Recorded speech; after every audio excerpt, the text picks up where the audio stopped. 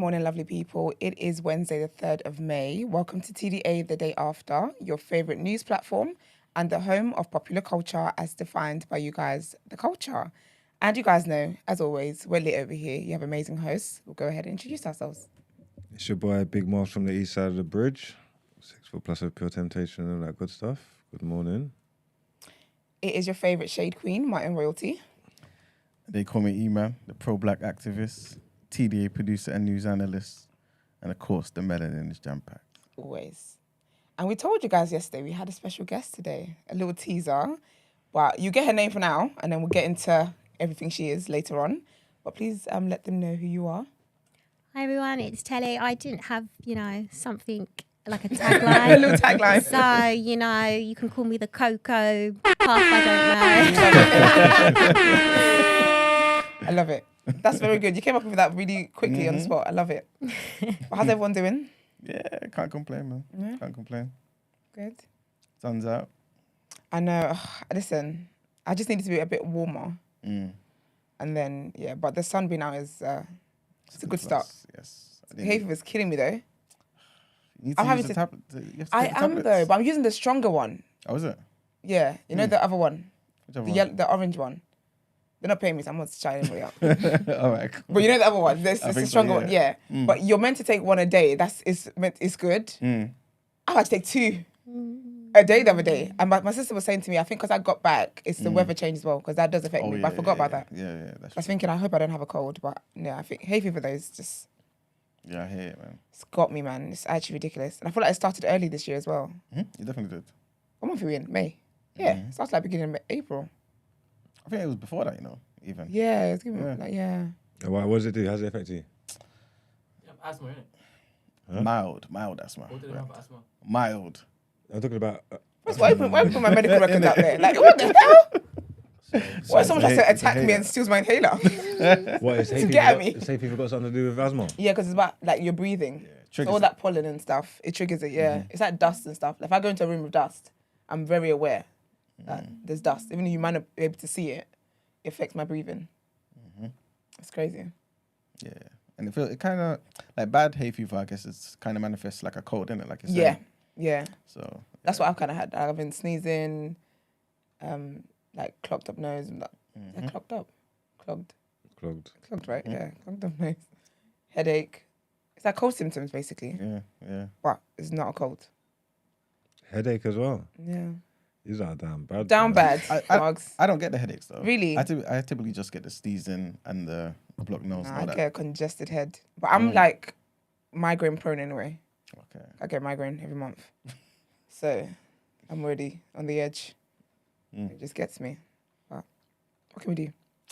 That's it, man. All right, well, enough of that. My medical records. Then let's get into our headlines. Let's do it.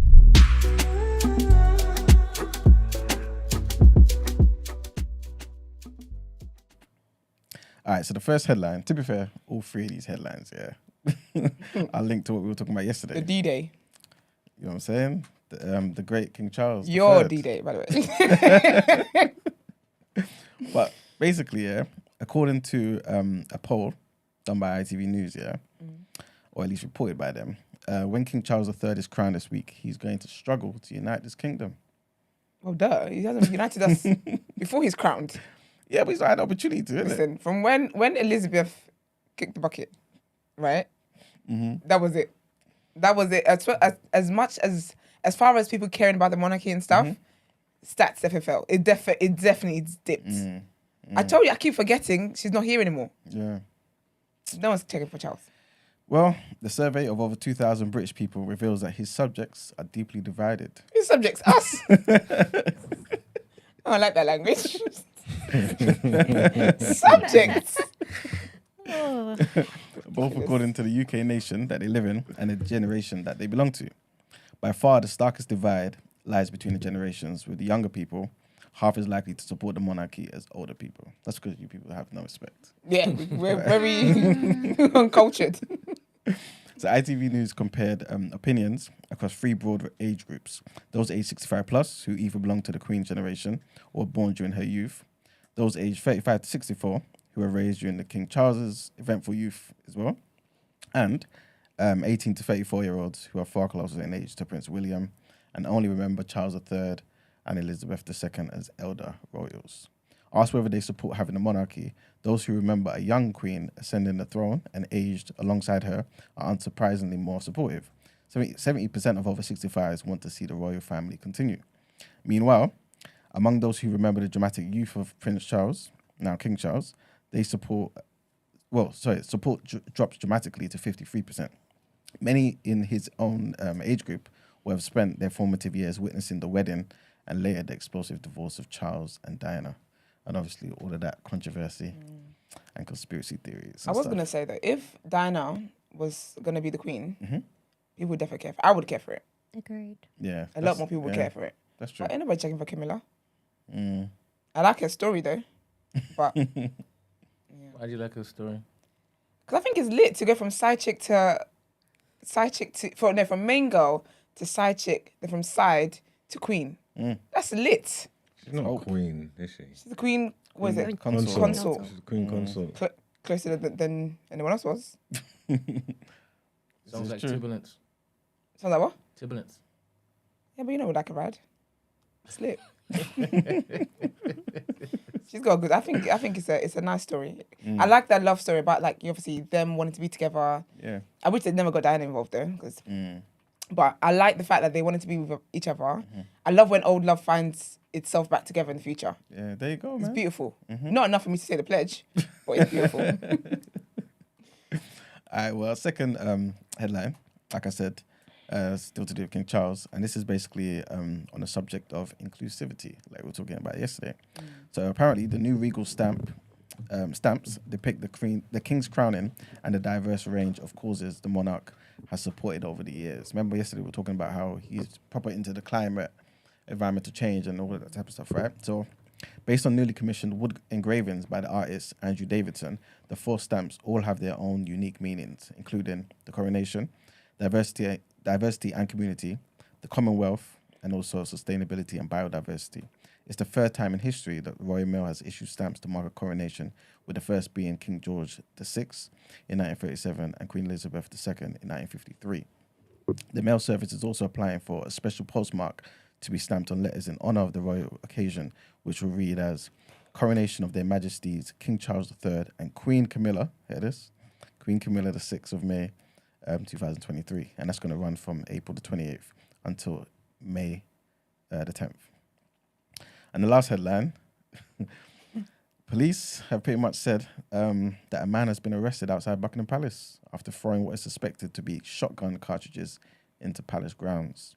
Met Police said that a precautionary controlled explosion was carried out outside of the palace, with the man held on suspicion of the possession of an offensive weapon. Officers said that after a search, a knife was found on him, but he did not possess a gun. Cordons were also put up after the man was found with a suspicious bag on him, police added. They have now been taken away. He was detained as security preparations were underway for the King's coronation on Saturday. Buckingham Palace confirmed neither the King or his wife, the Queen Consort, were at the palace at the time of the incident. So everyone's safe, they dealt with it correctly. And yeah, man. Why would you do that though? Like a warning or something? Who knows? I feel like the person probably just wanted to get their name in the news or something. People are weird like that, you know? Yeah, 100%. But security must be so crazy because that would be mad. Insane, yeah. So that's what I'm saying. Like, they knew they're going to get caught. So it's for some type of effect. It must be. It's crazy. Yeah. But that's it for the headlines. All right, thank you. Let's get into our topic of the day. Sorry, I'm seeing a spoon somewhere. Is somebody giving you tips or something? Yeah, because Tariq said if you take honey, so locally made honey helps with hay fever. I've heard that before. Yeah, I take a spoon of honey every day. No, it needs to be from like a local farm or Why something. did you say no? I'm surrounded by people who have bee hives in the backyard. You? Yeah. Oh, so you can get me some then? So why are you telling me this if you can't get me some? Wait. Let me process it. I'm wondering when next I can go and collect some. Okay, but like steal some or knock on the door and get buy some. Buy some. Oh, buy some. Yeah, Okay. they're not my neighbours. Buy They're down the road. Okay. Are you sure it's like correct bees and that? Like, Correct bees, yeah. you know me, I'm prone to an allergy. You can't have any. But what I'm trying to figure out is, do I just have a spoon of it Yeah. Or do I Yeah. mix it with something? I That's think you very could do sweet. either. But the thing is, I just put it in my mouth. apparently though, you've got to do I it bet you like do. long before though. Sorry? You've got to do it like long before though. As in Oh, long so before not the in haven season? kick. Yeah. I haven't got time for that. I think That's it's too getting my late now. blood sugar up. I haven't got time for that. That's ridiculous. Okay. Yeah, but if you start now, you're ready for next season. You're so annoying. That is the point, though. All right, let's go into our topic of the day.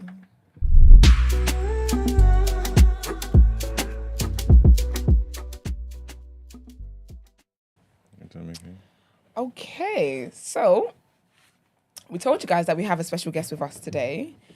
She is an ex-Labour Party councillor. Thank you. She also actually made history, becoming one of the youngest councillor and first ever black elected female. Okay. Like, very heavy in the borough of. It's actually nothing happens. In the borough of Havering, is that Havering? Yeah. Havering. Serving a term from 2018 to 2022. And she also stood as a Labour's candidate in the general election in 2019. That's it. I'm actually here for it. But thank you for joining us this lovely morning. How are you? I'm good. Coffeeed up, ready. Well, yeah, so we kind of want to find out about your background into sure. politics. Did you study politics at school? No, I was a creative kid. I did performing arts and creative media at Havering Sixth Form. Then I went to uni and I did broadcast journalism. I really thought I was going to go to Nigeria and do journalism there. That was the aim. Politics wasn't the aim. I never ever had any political ambitions. Yeah. I had a fiery character. I would speak up. I can't imagine that because you seem very Really? really cute. No, I was suspended 5 times. Girl, what did you do? I was a fighter. I feel like you kind of... Do you know, it is the small people, Like, not in a rude way, but you get these Short syndrome. it's the small people that look very sweet and cute. Okay. Yeah, that was always what it was. Literally, people... I think it's kind of that underestimation of just, do you know what I mean? Who that person might be. But I like it because people underestimated me and I could get into certain rooms and they would think I wouldn't perform and then I'll do very well and they're like, oh God, we should have opened that door. Yeah. And that's how it was definitely in politics for me. It. But yeah. How did you get into politics then? Like, what is it that made you so want to? I left uni. I was in public relations. I was working in PR for like trading platforms. Don't ask me why. Don't ask me how. That was like 2016. Okay. And then the director that I was working with, he was on this uprising leadership program, so he advised me to go and do it in the next cohort. So I did it, and it was basically teaching about campaigning, politics, and I worked with like loads of people. And then it just inspired me because a lot of them were within political parties. Okay. So I joined the Labour Party around 2016, and then I got involved. And just people kept saying to me, Tele, you're really good at speaking, you're really good at kind of looking at issues and making it really simple for the average person and so forth. And they just saw something in me before I guess I saw it in myself. Yeah. And then I put myself forward, and you have to go through a whole selection process with the Labour Party. People think it's just, they pick you. It's literally application. Then you have to go through interviews. Then you have to get members to be on your side, panels, and then you get selected. It's a whole process. Yeah. And I went through that process. I got selected 2017, and then it's campaigning from there, day in and day out. Rain, snow, wind, sun, knocking on loads and loads of doors, getting people to basically know who I was. Yeah. And because I was relatively new to the political scene in Havering, no one knew who I was. And the person who had that seat at the time was a UKIP member, and he'd been there for 10 years. It was literally against the odds. It was against the odds. And I don't know, just... You got 12,187 votes. Yeah. It was... That's sick. Yeah. I get like 5. You guys in this room, that's a lot. Yeah, looking back now, it's kind of crazy. Yeah. That so many people really believed, because a lot of it obviously is people are going to vote based on the party, right? So you've got the red you've got the red badge, or you've got the blue badge. They're going to vote for you based on that. But others didn't know who I was. I was young as well. I was 21 when I was campaigning. So imagine me knocking on your door, small girl, you know. There's that underestimation again. Yeah, you're thinking, really? Like that was literally, people would be like, really, you? And I would I had to go over and sell myself as well as the party lines and what our manifesto and what we wanted to do. Yeah. So it was a challenge, but I was determined, perseverance, and I was like, I'm gonna do this because I believe it and I want to do it for my community. That was at the heart of it. UKIP environment. Yeah, it was a UKIP environment. The guy who was in that seat that I had won in our election in 2018 had been there for 10 years. That's mad. Yeah. Crazy. Yeah. But we need some horns, man. He must have been. Yeah. He must have been shaking in his boots. And you're black. I know. And you're a woman. Who's this little girl that was You literally should have left him in the it? kitchen. Yeah. I feel you. What is it like though trying to get like other people in your party to co-sign you? Because I still can't believe how they did Margaret Thatcher. So in my mind, I'm just like, what is that? What is that process like? You have to go like muffin baskets. Like, what is your? How'd you get them on your side? Came with the jollof rice from my Like mum. literally. Do you know what I think people really liked?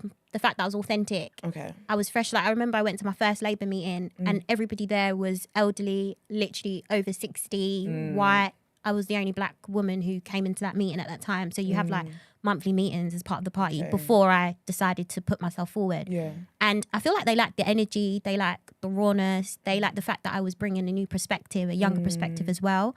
And just my enthusiasm. Like I had loads of positions internally in the Labour Party. So I would, because I did PR, I said, okay, let me do your leaflets for you. So I would do our local leaflets. I'd produce them, everything. Because I was good at organising and so forth. I said, okay, let me organise youth events. So I became the youth officer. So I joined the party and I got involved and they loved that energy.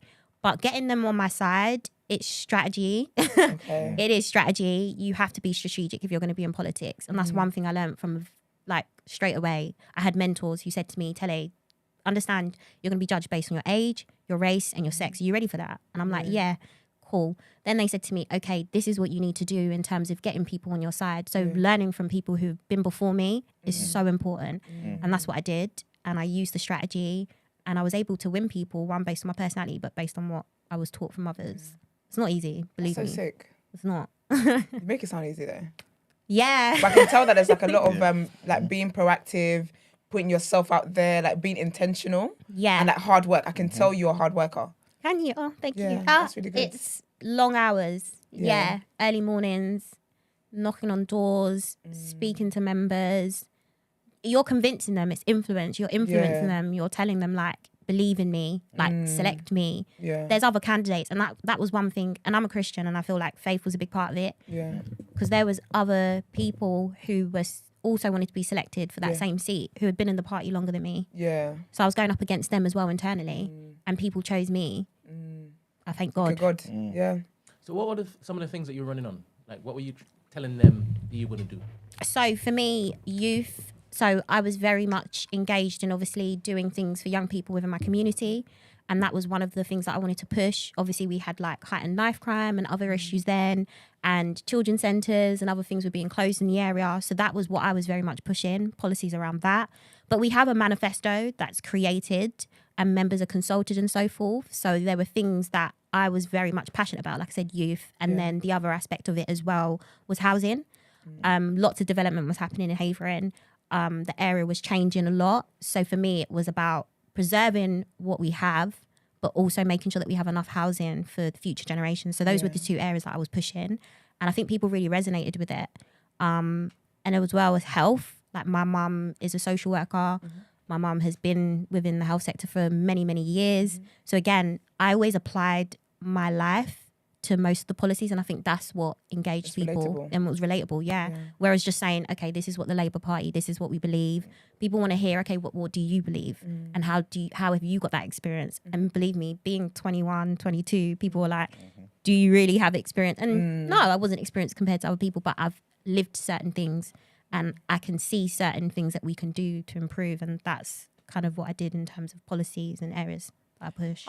How did your family react to you being in politics? Because obviously a lot of family gatherings, people complain about, the government, all that kind of stuff. But it must be so awkward if you're in the room. My mum and dad, I remember I came to tell my mum that I wanted to be a politician. And my mum said, oh, don't do that. You've got a good job in banking. Don't do that. So I was working in PR at the time. And my mum literally, for Metro Bank. So I left my initial job, and that was at the time when I was like running and going through the whole process. And I told my mom, this is what I want to do. And she told me no. My parents didn't actually believe in me. So for 2 years, I campaigned by myself until the day of the election. That's when my mum came out with me. Mum, it's too late now. I And need my you for the runs. Literally, but it just, I don't know what it was. Yeah, I understand because in my area it's conservative, is conservative stronghold for years. So it was kind of, my parents were like, this is against the odds, Tele. Like, seriously, don't do this. And you know how, like, I don't want to generalize, but Nigerian parents can be, it's a bit like, I know. you know? Yeah, I know. So, yeah, my parents didn't believe in me until the day of the election. And then my mum came out campaigning. But I did it by myself. And with like the Labour Party, about 5 people would come out campaigning with me and we would knock on thousands and thousands of doors. Yeah. But I mean, you can't, just because your family don't support what you want to do, don't mean you shouldn't do it. That's a word, boy. Yeah. And I remember mum did a testimony, KICC Romford, shout out. Not a Did a testimony. testimony at church, and she was just like, I didn't believe in my daughter. I can't Okay, do you know believe it." accountability? We like that. Yeah. So Like that. I think, it just, obviously it hurts, but you just got to keep going. Yeah. Did she change her WhatsApp picture afterwards? Sorry. Did she change her WhatsApp picture? Yes, she did. You know of they love course. a change of Of WhatsApp course. picture. There was WhatsApp general messages that were sent around after the winning, praise Word God. gets around the aunties.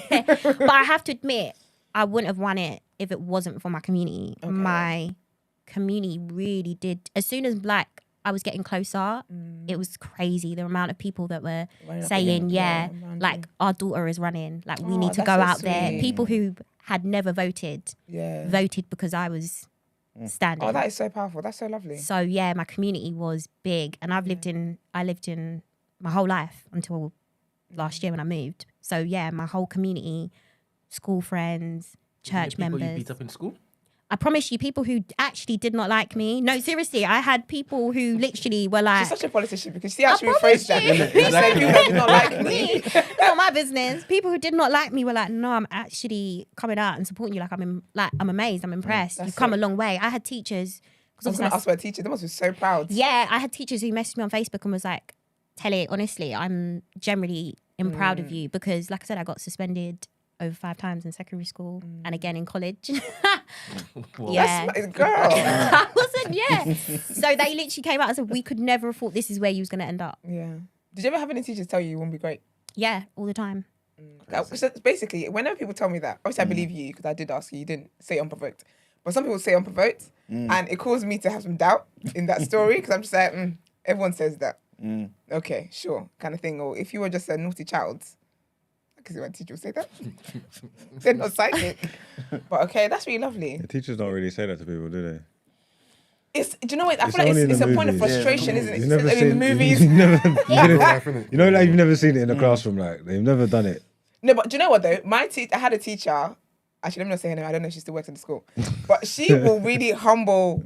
Like she could read. She was the first dose of shade that I ever encountered. Like she could read. She was South African as well. She could read a bit. She'd clear you clear. Like she'd really be like, oh, that's fine then. And she was an English literature teacher. She'd be like, oh, that's fine. If you don't want to read, that's okay. I mean, the only English you're going to need is, would you like fries with that? She was so quick, all the naughty kids will literally behave in her class because you don't play with her. Like she doesn't have time. If you're doing foolishness, she doesn't entertain your foolishness, but she'll let you know that carry on and this is where you might end up. When you say read, are you talking about she can read you? Like she can read you for filth. Oh, okay. Yeah, sorry, that's slang. She can read you for filth. Like she will really make you question life while you're sat there with off mice and men in front of you. It's crazy. It's absolutely crazy. But that's it. So you're no longer part of the Labour Party. No, I left. Why is that? Or when did you leave actually? I left the Labour Party last year when I decided not to Conservative now, restand. So you're conservative now. Do Yeah? I seem conservative? Everyone always thinks I'm a conservative. Yeah, you No. got the opposite. Every time, always people think I'm a conservative. No, I left. I'm not part of any party. Taking the back seat. Yeah, So are you not part as in that you're not involved working with them, or I'm actually not a member. so you're not a member? No. But if you were to vote, If I was to vote, yeah, do you still align with Labour? I still align with Labour. Okay. Because of the foundations and the core beliefs. Okay. So I still align with Labour.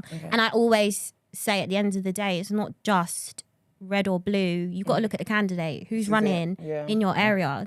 Do you really, say F? Like, do you? Yeah, just Do not the N you word. F with them? Like, do you actually? Yeah. Could you? Like they say this thing. Could you go down and have a drink with them? Could I sit down with them? Do I believe them? And believe me, I'm based on. Yes, what is your policies? What do you believe? But who are you as a person? Yeah. And that's how I decide to go. So why did you leave? You just abbreviated something I didn't understand. What was it? So could you go down with them? No. The other abbreviated one, word. What the was F it? with them. What does that mean? Oh, F Don't with be silly. them. So annoying. My mum might be watching. That's why I'm like, So what is it that made you not want to be a member anymore? I think when you're in it, it's different from being on the outside. When you're actually inside and you can see some of the things, you kind of get a bit disengaged and disheartened by what you're seeing internally in terms of just processes, procedures. And when you see so many black people who are doing so much within the party and they can't get past councillor or GLA member You can say their names. to get to become MP. There's a lot, believe me. Like, I'm in a Really? WhatsApp Okay. group. Yeah, we've got like Black Sisters in Labour. There's a group of us. Like there's a lot of black people who are doing amazing things in the Labour Party that are unseen, unheard. And when you know we do this for free. Okay, I got allowances, but we can talk about that if you want to. But a lot of us who aren't elected, etc., do it for free. I'm gonna ask if they pay you to do I was it. gonna ask about the pay. Yeah, we get allowances. So you get allowances as a general member. It's public as well. And if you sit on committees or a cabinet member, you also get further allowances. Most of that goes to the Labour Party. So literally, I would get £500 a month, and that would go to the Labour Party. So region your will job? take. No, so I was working full time. Okay. Yeah, no, of course you cannot. I was gonna say That's why predominantly the stats show that most people who become councillors are over 50. because you've Operation backed up. Black Vote did a whole report on that, and that's the reasons why, because of basically the allowances and so forth. You could never, at the age of 21, how could I live on £500? Yeah, that's wild. I couldn't pay my car. Couldn't do, So I had to work full time, and that's why a lot of people tend to go into politics when they're retired or older. Okay. So we get allowances, goes to region, then it goes to your local party. So you have a CLP, constituency local party. So it goes to them as well. And it's to support campaigning. So yeah, really and truly, you don't really get You paid. get peanuts. Yeah, you're doing this for free because you care or because you want to do it because of status. Oh, that's horrible reasons. then. You did all of that and then you get overlooked. Yeah, exactly. I mean, that's why I say, what is your intentions for doing it? Yeah. Because if you're wanting a clap and encouragement, there's no point. Because no one's going to clap and encourage you. Thank you. Thank you. Okay. So you know when you said like some people struggle with getting above the council. Yeah?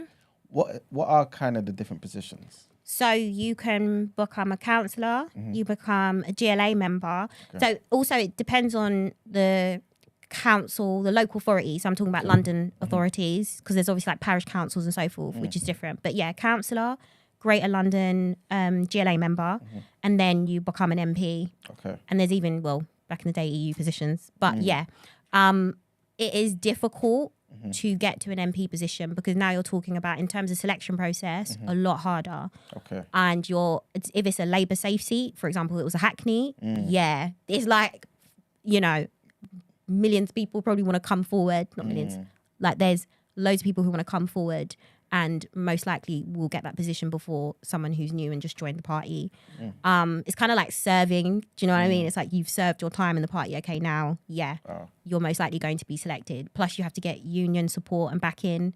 It's a whole different ball game when you want to go to MP level. And this is even if you was to win like your constituency type, you're like as a councillor. Yeah, even if you were a councillor, you're going up against other members, and then you've got to get union support and wider member support. It's a whole, that selection process is a lot longer and requires work prior. You've got to campaign internally, so you have to create leaflets. You run a campaign internally to get selected. So it's a whole different ball game.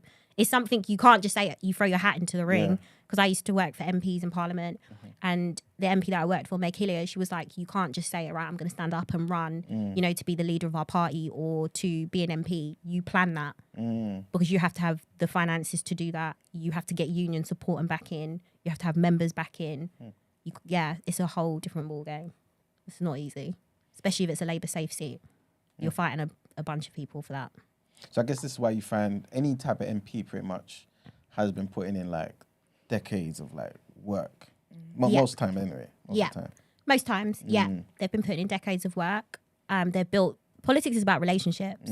So you've got to build those relationships, and they've built that relationships and credibility and integrity to basically get to that position, to become an MP and then hold being an MP. That's to hold that, because you still, every election, you're still, there's a threat of someone coming forward. And so again, it's not always that easy at that level. Do you think it's easier if you're black to rise in the Conservative Party than the Labour Party?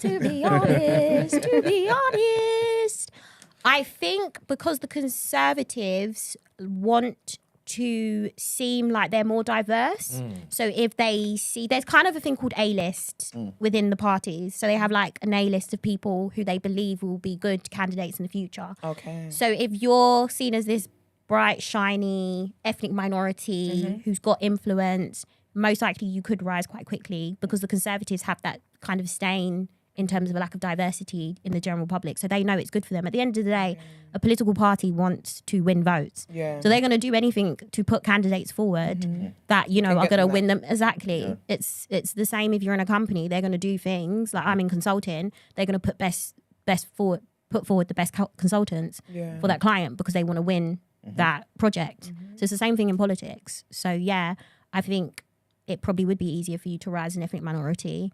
But I feel like everybody, you can play on your privileges. And some people are smart and play on their privilege. You could be pretty privileged. You could have privilege in terms of where you're educated, in terms of your finances or status, and you can utilize your race as a privilege. So yeah, I mean, I was in the Labour Party, 21. Would you really feel like a 21-year-old who's just come into the party should have been selected? So did the Labour Party use me as a token black girl? You know? So at the end of the day, people said that, and I'm like, okay, but I know I can do it. I put myself forward. So yeah, I think it's how do you use the privilege? It's strategy, and that's what politics is, unfortunately. Is Diane Abbott as warm and inviting? I was going to ask that next. So yes, I have come across Diane Abbott, Labour conference, and I worked for Meg Hillier, who's Hackney, South and Shoreditch. So she's basically like their neighbouring. And yeah, she's lovely, nice. They support us within the party as black women. For me, I had more influence from white female MPs. Okay. I worked for Claudia Webb, and that was directly when she got elected. I helped her set up her office.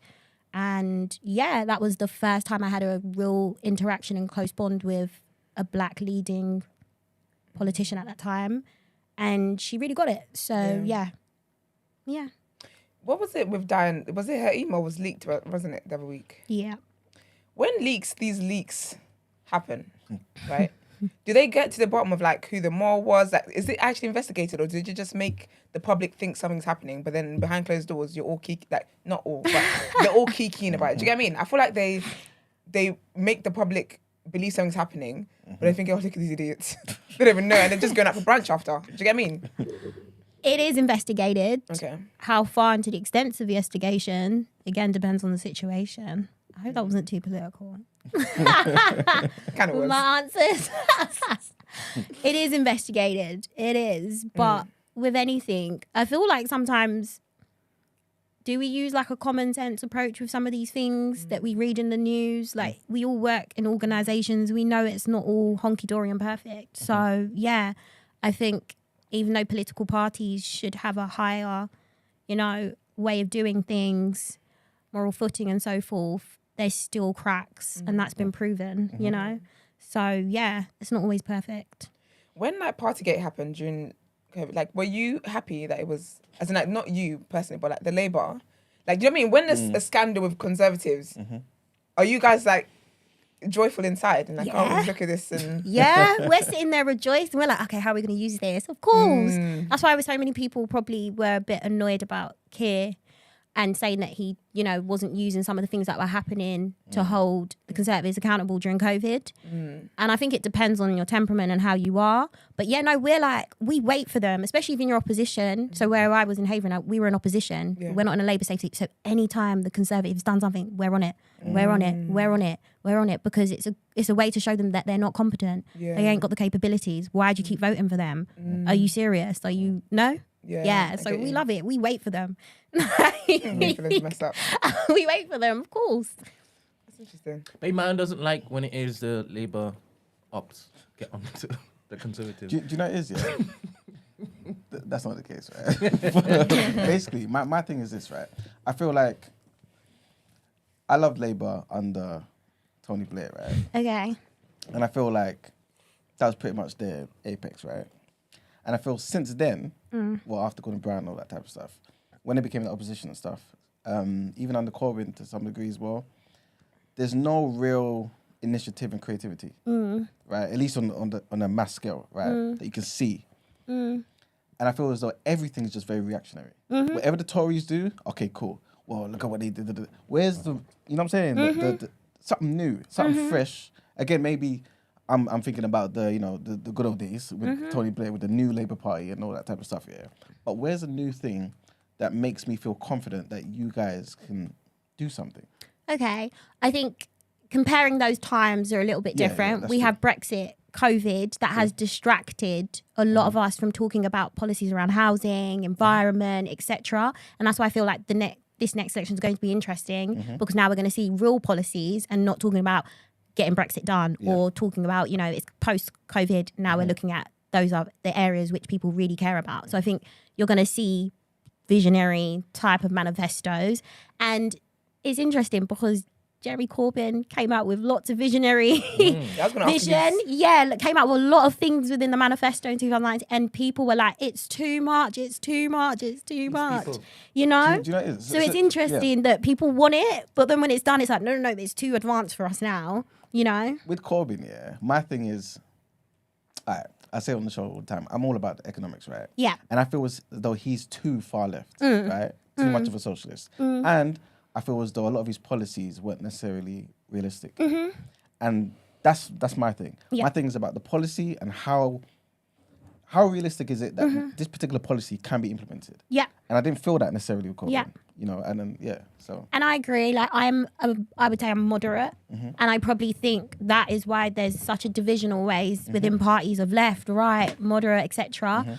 I'm definitely too. I like look at the economics, because that's when you go door knocking. People are asking you, okay, but how's that going to be done? Is Exactly. it taxpayers? I've looked at the costing. I don't really understand it. Yep. So I'm always someone who wants to be able to articulate as best as possible how we're going to do that. Exactly. But really and truly, until we get there, you can never really say, right, it's really going to be realised like that or not. It's everybody has ambitions and so forth. Every business does. And then it's over cost. Like I said, I run in consulting. There's programs and they always go over budget. Yeah. It's life, So I think if we believed in the vision of some of the things that were being said, some of the things that we were saying in 2019, if people believed in it and backed it fully, some of it could have been realised. At the cost, that is up for discussion. Yeah. But yeah, So where did Corbyn go wrong for you? Corbyn didn't go wrong. The media, the British media, and I study journalism, so the British media tend to be more right. Like we know this, and we've seen it in history how the media can win elections. Oh, for sure. And it's even been proven how they printed newspapers. You understand, like the cycle goes. They print their newspapers, and they were already putting conservatives and so forth, like as winners. So the media is very powerful in swinging elections, both national and local newspapers. So I feel like there was a lot of damage to his character and who he was. He was painted as a villain and so many things, and I think that was detrimental. Yeah. Whereas people didn't see what we were trying to do as a party, what we had in our manifesto. Me knocking on the door in Havering, oh gosh, it was the most painful. It was brutal. Like, I can't tell you how many times I went home and cried because I was like, wow. Like, people would say to me, how can you support Jeremy Corbyn when he's racist and so forth? It was hard. And what can you say? Oh, when your party is, anti-Semitic, like how it was so much. And there was a lot of, vilifying that I think happened with Jeremy Corbyn. Do you feel as though, because obviously like yourself, you experienced that, right? The backlash. And many other people throughout the party would have experienced it too. Do you feel as though, I don't want to say they gave up on Corbyn, right? But do you feel as though people felt as though, because of this, we definitely need to change? We can't just keep supporting this when the public don't believe that he's not. Yes. I believe Keir was brought in to definitely bring the party together and also bring back kind of that faith within, like from the public. Let's understand, if Jeremy Corbyn's one man, the Labour Party has like so many members, right, who rely on our party getting elected to do the best for the British public. So at the end of the day, if it means removing Jeremy Corbyn and bringing in somebody who's more favourable to the public, I mean, that makes sense, right? If it is going to make sure we win the elections in the future and we're able to implement the policies and do good and we don't have the Conservatives in or other parties in. So, yeah. And I know a lot of people disagree with that, but since Keir has come in, there has been a change, there has been a shift, and some people might not be happy, who might be more leaning to the left, leaning to the right, whatever it might be. But that's why I say internal party politics is so, and sometimes distracts us from what we're actually trying to do. That is 100% true. But sometimes when you do see some of the internal factions kind of manifesting itself, right, in the public, you can't help it. Because I'll give you an example. Remember, obviously, everyone's still striking now anyway. But I'm not too sure, I can't remember his name, right? But one of the MPs went out on the front line to support one of the unions striking. And he was castigated by his own party. So it's like, wait a minute. Like, typically and traditionally, Labour is for the working class, for the unions. How are you guys doing this in public? That's what happens when you have fractions in the party, unfortunately. Good deeds sometimes are seen as like, just for your own political ambition, or, it's politics inside the party. And any move you make is watched by various people who are not going to be happy. I remember I had my campaign video and I was driving an Audi back then, and I had people from my own party criticizing my campaign video because of the Audi, saying, "Oh, that's not environmental," and "Oh, she's a champagne socialist." Oh, shop and cycle to the office. I have worked my ass off, to get to where I am to do, and I work hard, and I'm here for the party. So it's kind of like, why you discredit me for something so small, man? Like, look at every single thing I've done for my community, fighting day in and day out and not asking for a bread and a crumb. You've got someone who's going out and campaigning with unions and it's a problem. Come on, people. Come on. So that's the party politics that just, it really distracts, and that's what puts people off, because they're like, why am I going to support X, Y, Z party when you're all fighting amongst each other? That's the thing. Grow up, know? That's pretty much how I feel about Labour. Because, again, like I've said in the show many times, I've never voted Tory in my life, right? Oh, okay. Because when I watched, I thought people were like, you're the Tory. That's the narrative. They make him out to be a lot of things. He said this year he's going to change. I never said I'm going to change. You are definitely the resident Tory. Definitely. You don't keep the same energy. Now you got the opposition here on the other side. You're trying to. You just should be challenging and testing policies and seeing what's going on. You should be looking under the bonnet. I really thought this was going to be like, what is that nighttime show when the politics during election season? I thought this was Question time. Yeah. That's it. I really thought that's what I was stepping into today. No, but I'm you're warming up. I'm asking questions. Because my again, like I said before, my thing's about the economics, right? And I really feel as though for black people, lower class people as well, right, to kind of working class, to progress. Yeah, you speaking like a Tory over there. I know, any change in the working class. I was like, low socioeconomic households. Yes, okay. Don't worry. There we go. Yeah. Do you know what? It's interesting you said that, because I think most black people actually think they're from low socioeconomic households, and they're not actually. A lot of them are actually. A lot of people class themselves as working class, and they're not. They're actually like lower middle class. Yeah. And that's one thing I started to realize, that a lot of us black people sometimes do, 100%. that we sometimes believe we're a lot lower in society than we actually are. Facts. I Yeah. mean, I'm definitely not working class now, but obviously I'm from working class, right? Yeah. So I still want to support that. You know what I'm saying? Yeah. And so my thing is, I think that one of the best ways for doing that is to promote the whole ownership, right? So whether it be your own your properties or starting businesses, this, that, and the third. And I feel as though certain policies under Labour make it hard for black people and working class people to do that. But when you've got someone who comes in from the Tory parties, yes, everyone may say, yeah, they're just trying to benefit the rich already and this, that, and the third, right? But if you're lowering corporation tax, if you're removing stamp duty, that doesn't just help the rich. That helps people who don't have anything. So we can get on the property ladder. You know what I'm saying? Well, the Conservative have changed like the benefit system, which impacts a lot of ethnic minorities that are from working class backgrounds. The Conservatives have closed lack of funding for local authorities, which support. If we talk about in terms of the structures, local authority is what makes a big impact in most people's lives in terms of what they deal with in housing, in terms of environment. Like local authority take care of that. That's not national. And central government has reduced local authority funding and said, you know, go ahead and kind of support your communities. Some of the poorest communities are receiving less funding, millions and millions of funding. That's under Tories. So I wouldn't really think just because they're saying corporation stamp, because really and truly, the Conservatives should be saying, okay, those that are avoiding paying their taxes, like some of the big giant corporations we have who avoid their taxes, and it's been proven, if you went and chased them for that tax and so forth, you could use that for a lot of some of the initiatives that we want and to help our communities. I agree. Sorry. Yeah, I don't believe the progression for ethnic minorities has really been seen. Well, I say from a lower class, middle class can benefit a bit, but from lower class, I wouldn't say under the Conservatives, a lot of them have received the support that they should have. I agree 100%, but I kind of just see it as, at least to some degree, certain policies kind of make the ground fertile. Because, like you said earlier, many of us are not in the same working class backgrounds that we were before. Some of us can save a little bit here and there to actually start certain things. And that 2% less on corporation tax makes it stretches. You know what I'm saying? So businesses definitely, I think that's the thing though, that's Conservatives kind of ideology, to encourage you to go and, do you know what I mean?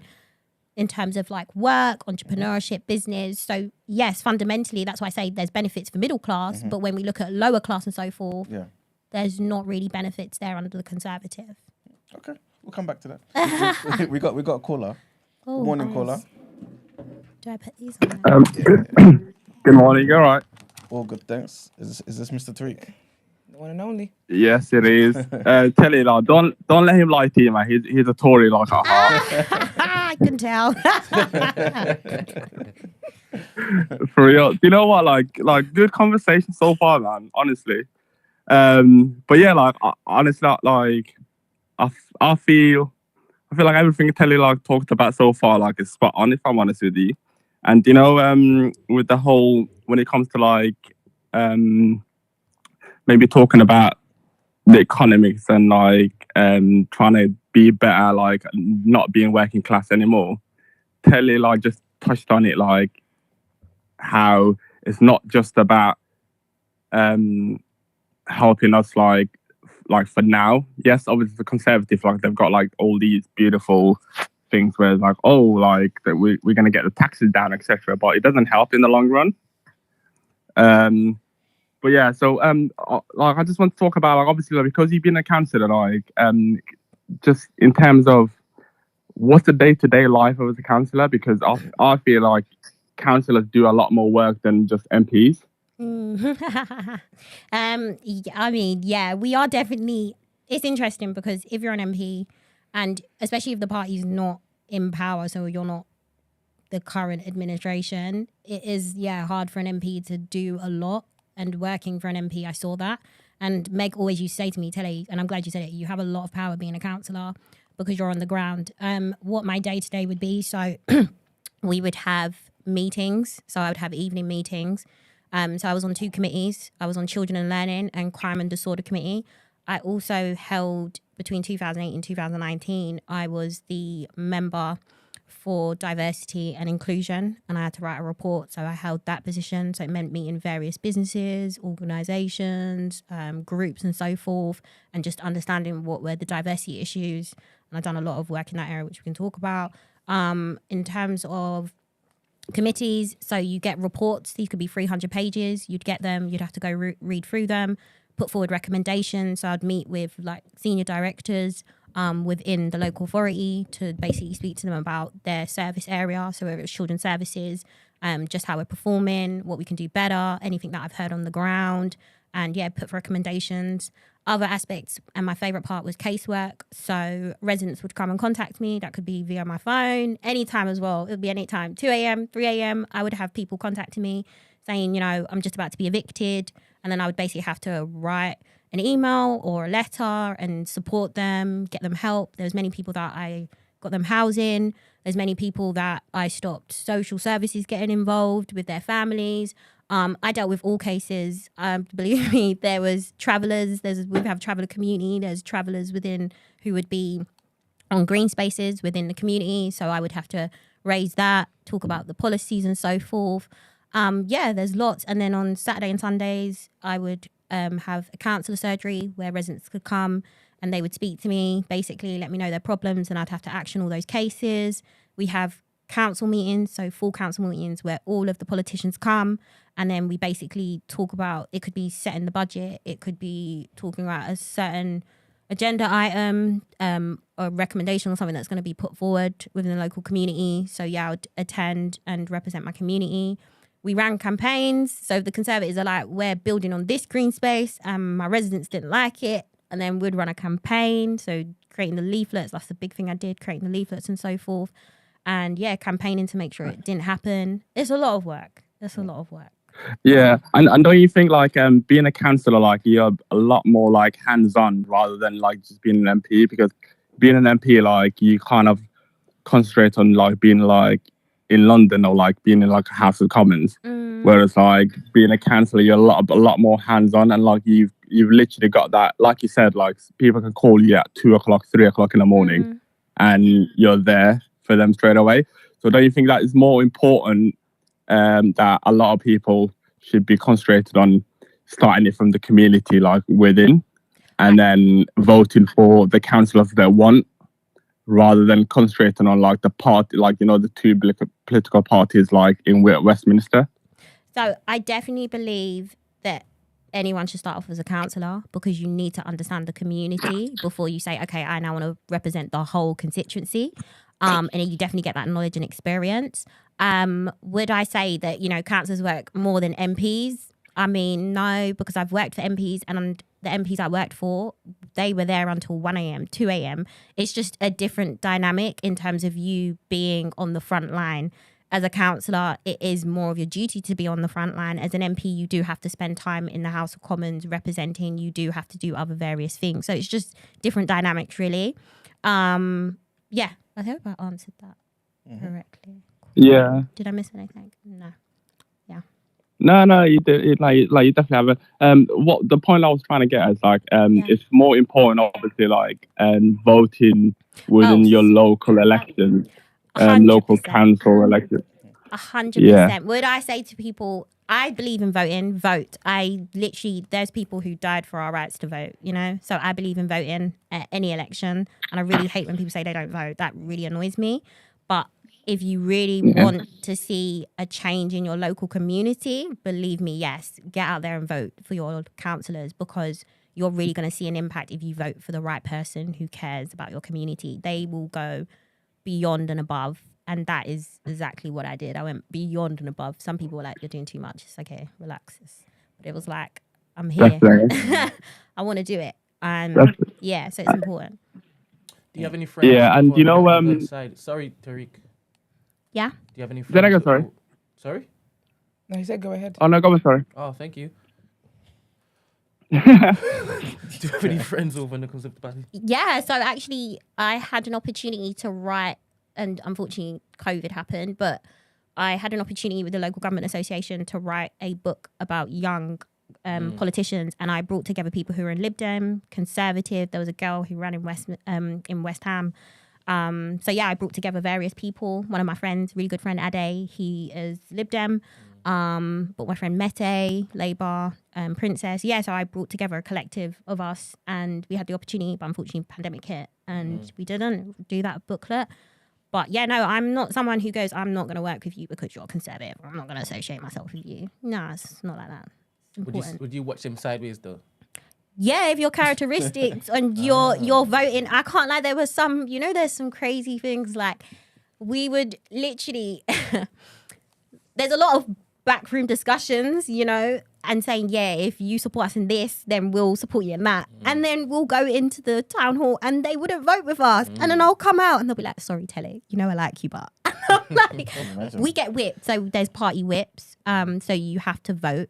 You can abstain, but yeah, we have a party whip who tells you how to vote, basically. That's not a secret. That's literally just how parties work.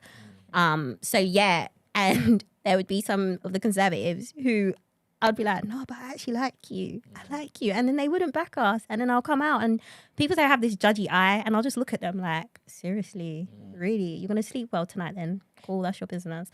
But yeah, that's literally how it is. It's the game, unfortunately. You got to take the emotion out of it. Well, Yeah. is Tariq still there? Yeah. You got Yeah, I'm still here. I was gonna ask something.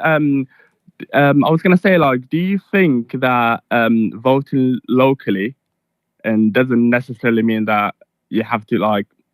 So do you know how a lot of people, when it comes to like national elections, like it's either you vote for Conservative or for the Labour Party, but it doesn't necessarily mean like you have to vote that way as well, like locally.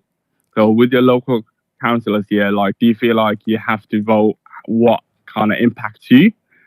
But when it comes to the national elections, then you can vote a different way. Yep, I've definitely knocked on people's doors who voted Labour locally, but nationally they vote Conservative because for them locally, they may know the candidate, they may understand kind of how they're going to be and perform. So yeah, I've come across that where people have voted Labour locally, but nationally Conservative. It's interesting to me.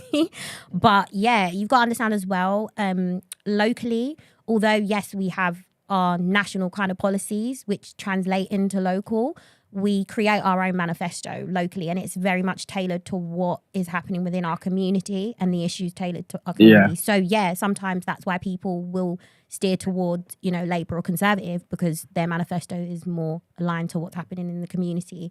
So yeah, even though, like, for example, in Havering, Labour is big on housing and building housing, but within Havering we have a lot of green spaces and so forth. So we took a very much approach of we want housing, but we want the right housing, that actually reduces our housing waiting list. We don't want you just to be continuously building, loads of apartment blocks, 1 to 2 bedrooms when we know we have people on our waiting list who require 4 to 5 bedrooms. So it doesn't make sense. So that's the approach we took. We want more housing, but we want it to be strategic and actually meet the needs. So yeah. And that translates a little bit differently to maybe if you went to Hackney or you went to other areas. So it's just, I would say locally some people choose and switch based on what they're seeing from their local candidates, prospective candidates. Definitely. I'm going to go now here, but one last question. Do you know the importance of like voting locally, yeah? And what do you think, because a lot of people don't know like that they can vote for like their police crime commissioners. Mm-hmm. Because a lot of the time, like when it's like a national election, like that's not on the ballot, but with the local elections, like that's on the ballot. Mm-hmm. So why do you think that's important? Like, do you not think like, obviously like they've got like control of the budget and how policing like affects your local area? Yeah. I think because people just don't have the knowledge and understanding sometimes of the various things that are happening in the political system. So that's why they might not know about, like you said, the police commissioner and other positions as well, that basically like GLA as well. Some people don't even know that you have a GLA member. They just think it's councillor and MP. So I think it's just education. It's literally education and going out there and gaining that knowledge to know what you're voting for, what you can vote for, who runs what in your borough, what the structures are. But you're not really taught that at school. So, you have to kind of, I guess, be interested and engaged, bit of a fanatic. But yeah, not everybody is engaged. I wasn't engaged really until 21 upwards. So it is just, it's unfortunate. They don't really teach you this in citizenship in school and all of these other things that, really about the political system. Yeah, in a way, it's kind of manufactured this way, though, isn't it? Because because a lot of people, like, we just think, my vote doesn't really matter. When in reality, like, you can vote in your local election, you can vote like in your local police commissioners, you can get on the school boards and stuff. Do you know what I mean? Governors, yeah. But like in the wider range, like, you know, the political spectrum, like, and society as always, like, we just vote for like every 5 years, and my vote doesn't really mean much. Do you know what I mean? I think sometimes parties aren't always transparent. Not talking about the Labour Party here. Parties aren't always transparent because less people who come out and vote, less changes you have to like a marginal seat or a swing, you know. So don't always come out there and put leaflets and so forth, knocking on the door, engaging because you want to keep it the same. So it's again strategy, unfortunately, and it's sad. You mentioned that parties aren't really transparent. Goodbye, Tariq. Bye. Bye, Tariq. Thank you. I bless. Like, how can you stomach being in a party if it is you knew what they did to Corbyn? What do you mean? I know what they did to Corbyn. How they got him out there? How they got him out some there? Some of the Labour Party members. Yeah. How they got him out? How could I stay in the party knowing that? Yeah. Because at the end of the day, I'm not there for Jeremy Corbyn. I'm there for my community. Yeah. Sorry, what's that got to do? I'm so sorry. I mean, what do you want me to do? Fight the world because it's Jeremy? I'm not there for Jeremy Corbyn. That's one thing. That's why I said, like, I'm not here for your drama, your party politics. This is great. I'm here for the people who voted for me. What's that? I'm not bothered what you're lot doing to him. This is beautiful. Whoever's leading me, okay, I'm here. Tele Lawal. Yeah. I have my own morals and values.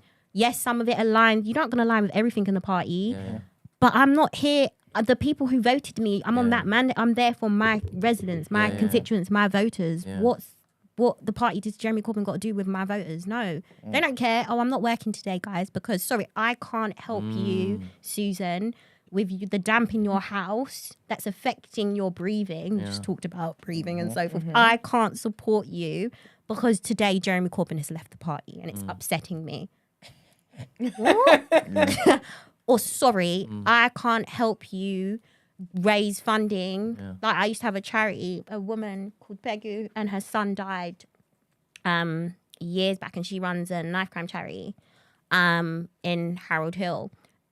And supporting her with funding. So I'm going to say, sorry, I can't help you. That funding, I can't support you because, Jeremy Corbyn has exited. No, like, you got to keep going. That's right. Sorry. Love that. So, in the end, as you said, it's about your constituents, right? People that you can actually help and this, that, and the next. That's the same with the current leader, right? Okay, if it is that he gets dragged through the mud, the same will be applied, right? Yeah. If you see your colleagues over on the other side, no, on the same side, sorry, part of that particular mess, would you still work with them because politics still need to politic? Okay. Yeah, I mean, I have people in the party who we have different views on leadership, on the fractions. If at the end of the day, I know they've got the skill set, you know what I mean, the qualities for what I need to get done, I'm working with you. Will I tell you I don't agree with you? Yeah, I'm honest. I tell the truth.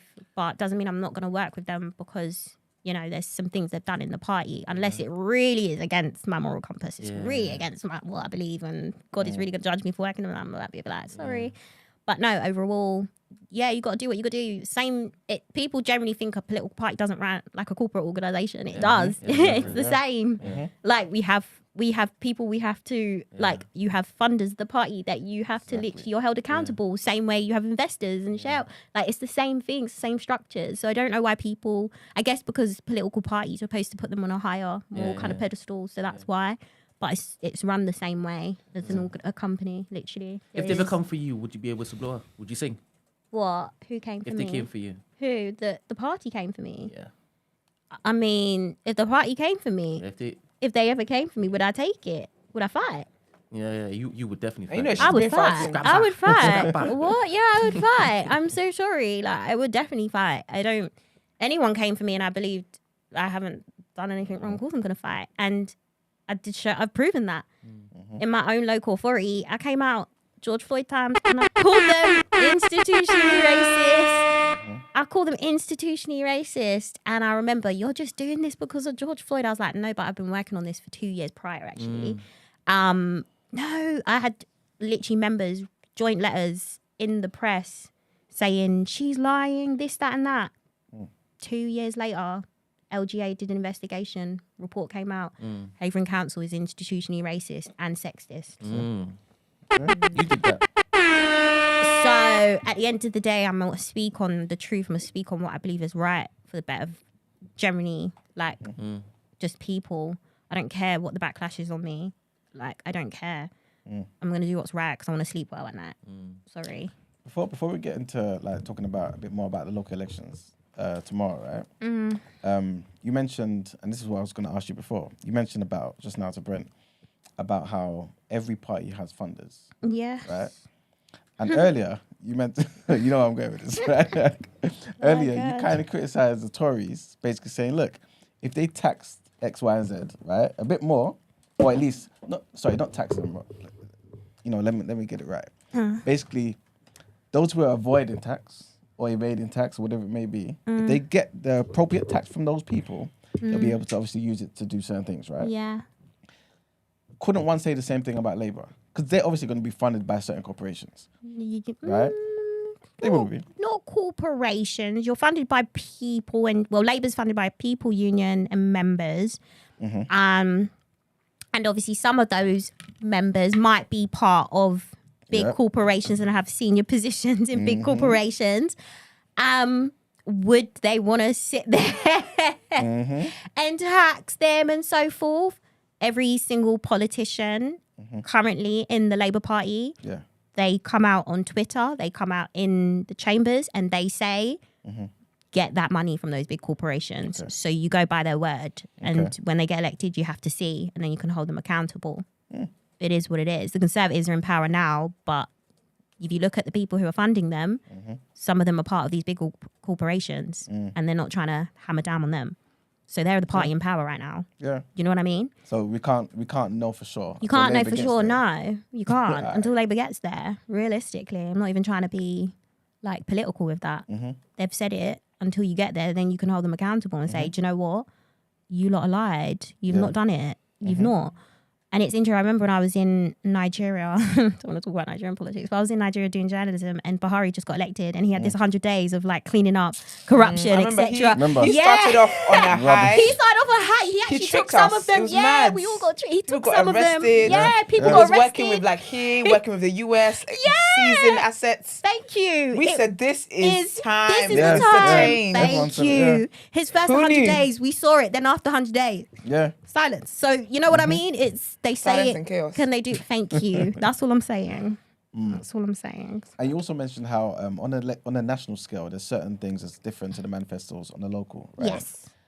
How realistic is it then for the localized manifesto to be implemented? If, for example, I'm not saying that it will be in contrast, but if there are some differences in terms of priority, how does that work? It depends if it is a Labour council, Labour-run council. Yes. So it really depends. Okay. For example, we were in opposition in Havering, but we fulfilled a lot of, and I really put this down to the leader of like who is my mentor, Keith. Like based on him, we were able to get a lot. And again, it's that relationship and it's that credibility. He was a former MP in Hornchurch and Minster back in the 90s. And he also has been in politics for years. So he's built that relationship with the various people who like were in the Conservative. We had residents associations as well. So he's built those relationships. So he was able to get a lot of the things done in our manifesto. You see, if it's a Labour council, you're in administration, most likely whatever you put out as a manifesto, you're most likely going to deliver because you're controlling the budget. You're the cabinet members. Do you get? So yeah, it depends if it's a Labour seat, a Labour safe area or not. as to what you can actually really deliver. Is everything delivered all the time? No, I'm not going to pretend and say it is. No, it actually is relatively impossible to deliver everything. So to some degree, it doesn't always pay to be proper lockerheads with, I guess, the Tories. In the example you gave, for example, like Keith, right? Yeah. Like, he obviously had some good relationship with some of the Tories. Yeah. Hence, getting certain things implemented. Yeah. I was the bulldog. I was the one that was the firecracker. Okay. Yeah. And he taught me. He really did teach me. Like, he was like, Tele, no, you can't always go in guns and blazing. That's not how you can't, or you're not going to get what you want. You have to build a case. Slowly, trust me. And I'm just like, but this is happening. It's right here. The facts are here. They're doing that. Like, come on. But I guess that's why there's a difference sometimes between activists and politician. Yes. There's a big difference, you know? But you need all the players. And that's one thing that my mentor taught me. You need all the players to get to your aim. We need the public to make noise. We need the politicians. We need the aggressors who are like, nope, not listening, not work. We need every single person to get to that goal. And you just got to know how to piece them strategically. And yeah, sometimes I was very much pieced strategically. Like, go on, Tele, yeah, you can run with that one. You fight that one. Yeah. This is a somewhat of a random question, yeah. Have you read The Prince? Have I read The Prince? Yeah, by Machiavelli. No. Okay, cool. Because I feel as though a lot of politicians... They do read that book. Yeah. It's the little small... Yeah. Well, actually, yeah, they do. A lot of them do. I've actually got the book and not read it. Okay, cool. Is it good? Do you recommend it? Yeah. But I wanted to see if you feel as though everything in there is pretty much something that's been learned by politicians. As in they take all of those Boris things. Johnson raves about it. Like a lot of politicians rave. I've literally got the book at home. A lot of people rave about it. I mean, yeah, not read it. Alright, No. cool. You mentioned that you don't like when people say they don't vote, and you said, "Oh, people have died." Can you give any other reasons as to why it is that people should be voting, Why? as opposed to just because people have died? Why shouldn't you vote? People I don't died. get it. Yeah, people died for our rights, your rights to vote. But besides that... Yeah, but besides that, why shouldn't you vote? I feel like, do you know the reason why I realise people don't vote is because if it doesn't really impact you, what's the point? Like, I've got a good life. Sorry, I don't rely on the government, or, you know, my streets are swept, or, you know, I don't know, loads of different things. Until it impacts you, that's when people get up and they do something and they vote. But then And that's not right. Do you think it's solely that though? Because you mentioned when you were kind of campaigning and had to like knock on people's doors, and a lot of people who didn't usually vote came out to vote. Yeah. Do you think maybe it's like trust as well, and feeling like you're not powerful enough, like your vote is not powerful enough for anything to happen? It's disengagement. It's you feel like you're, again, candidate. Yeah. I think if you see someone, white man, knocking on your door, and, you know, you're like, I can't relate to you. So it's one, the candidate. Yeah. It's education. Some people just aren't educated or have that information or not informed. Like I said, there's transparency issues as well. There's various reasons why people don't vote, but I don't feel like any of those reasons to me are really valid. It don't take you more than there's so many polling stations literally that are probably like less than 10 minutes away. For you, imagine if the majority of us who had that view got up and voted, just Googled the candidate, Googled the party, 1 hour, and then went out and voted, we could swing it. We could swing it. And that's what is, you know, sometimes a bit disheartening. But I get why people don't vote. Do you feel as this may be a bit harsh, right? But do you feel as though because of that mentality, we deserve what we get? My mum says what's that saying? If you don't hear, you feel. That's it, yeah. Okay. That's it. Because some people in chat are basically saying, what if you feel as though there's no one to vote for? Okay, Who do I vote for? Yeah. If you believe there's no one to vote for, who aligns with you the best? Who aligns with you the best in terms of their core beliefs and their values? I think that's key, because I feel like you never really find someone who aligns with you totally. Yeah. But I think not a lot of people realise that. So for them, if I don't see someone who aligns with me totally, say for example, the best person has like 5 out of 6 things, but then that one thing is something that I'm really against. Yeah. But then the other ones didn't even get me on 2 things. People were like, do you know, it's easy for me to walk away. I feel like the process as well can be overwhelming. Yeah. But it is, I feel like there's a lot of factors into it that I wouldn't necessarily agree that because people don't go out to vote, they deserve anything that happens to them. I feel like there's so many layers to it for it to just be cause and effect, and because you didn't vote, anything that happens on your head be it kind of thing. I don't think it's that. I think there's just, like you said, it's education. I don't think politics is taught in school the way it ought to be. But if we want to learn about our favorite artists, if we want to learn about going on holiday destinations, we will Google, we will find out, we will do the research. But when it comes to something that can affect your life like in the future, there's an excuse. No, but that is absolutely true. Let's be real. Because during lockdown, everyone was baking banana cakes. Thank and stuff you. Like that. Everybody was picking up a hobby. But however, though, when you think about how important politics is, essentially politics is life. Yeah. Really and truly, the leaders of the country have a duty to ensure that people at least get the basic knowledge of that in the curriculum, and you don't. Yeah. Okay, but you might not get in the curriculum, but Google is free. Your library has books for free. There's so many ways we can get that knowledge. For me, I'm just so on that, like, no, because if it is, even if, when you finish university, it's like, okay, I'm going to research different jobs or companies, right? Yeah. You want to do that because it's going to support you financially and so forth. But something that can impact your life and others, there's an excuse to it.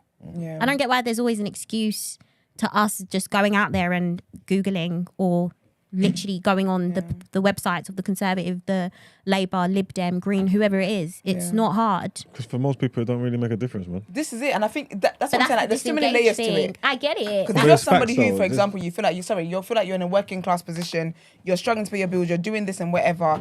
In society already, you're already made to feel irrelevant. Why would I think that me going to vote is going to make any form of difference? Like, if people, the way they're treated, they're consistently made to feel irrelevant and made to feel as second-class citizens and made to feel less than, why would I feel as though, and I'm not making excuses for you, I'm just saying that it's not so black and white. It's not so just this and that. There's so many layers to it as to why people would not go and vote, and people would not. I get it, but if you want change, then you have to get up and vote if you want change. And that's why I say it's more strategic. It's mobilizing people. 100%. I wasn't engaged in politics until 21. I decided to get up because I was tired of what I see. Mm-hmm. So I don't understand why just because you've been hit all the time, when it comes to politics, like, oh, I'm not going to bother. But then we rate people who are rappers and influencers who have story of being hit. 50 Cent, I love his book. He literally has been through so much. Yeah. He still gets up all the time. Yeah. He didn't sit back and say, no, I'm not going to do that. Yeah, there's no point. It's hard. I'm not. No. I get it. Life is tough. Trust me. But I'd rather not sit down and let that continue when I know I can get up and do something about it. And I just say it's just different people. But I just believe everyone should vote. It is different because some people if will Martin get Luther hit King once sat down and said, I'm not going to bother. Martin Luther King said, I'm not bothering for none of you. Like, I'm not bothering. Like, America wouldn't have had a black president. Let's be real. Like, there's people, it's all timing and planning. Like, you have to get up and do something, whether it's you voting, whether it's you deciding to run, whether it's here to talk today talking about politics. You got to get up and do something. Yeah. I don't like when people just sit there and say, oh no, it's not my problem. Sorry, because life's done this and done that to me. I understand, believe me. I've had life experiences. My mum's had life experiences. We've all had life experiences. But I still got up and I'm going to vote. If we all just changed our mentality, wouldn't we see the results we probably wanted if we all decided to vote? What's the results people want though? There's not what they're voting for. There's not that much change to be voting for. Everybody's basically down the middle of the road. No one ain't that right or that left. It's all the same shit there. So wherever you are voting, like the changes ain't that massive. That's why it don't make a difference. When there's big things, say something like Brexit or something, or like something that's happening that everybody should vote on because it's affecting our life like that. Like instantly, then that's a bit different. But all of these stuff, wherever these policies are going on, there's people who haven't voted. People who've been here for 50 years who haven't voted. Yeah, and from the government change to the policies to the couple of percentages in rises in this to it's not that much of a big. It doesn't make a difference for the grand scheme of things. Like the whole, it's like you do whatever you're doing because I'm just here, I'm living. It's not that much of a big deal. So you can't force people to care about stuff that's not really.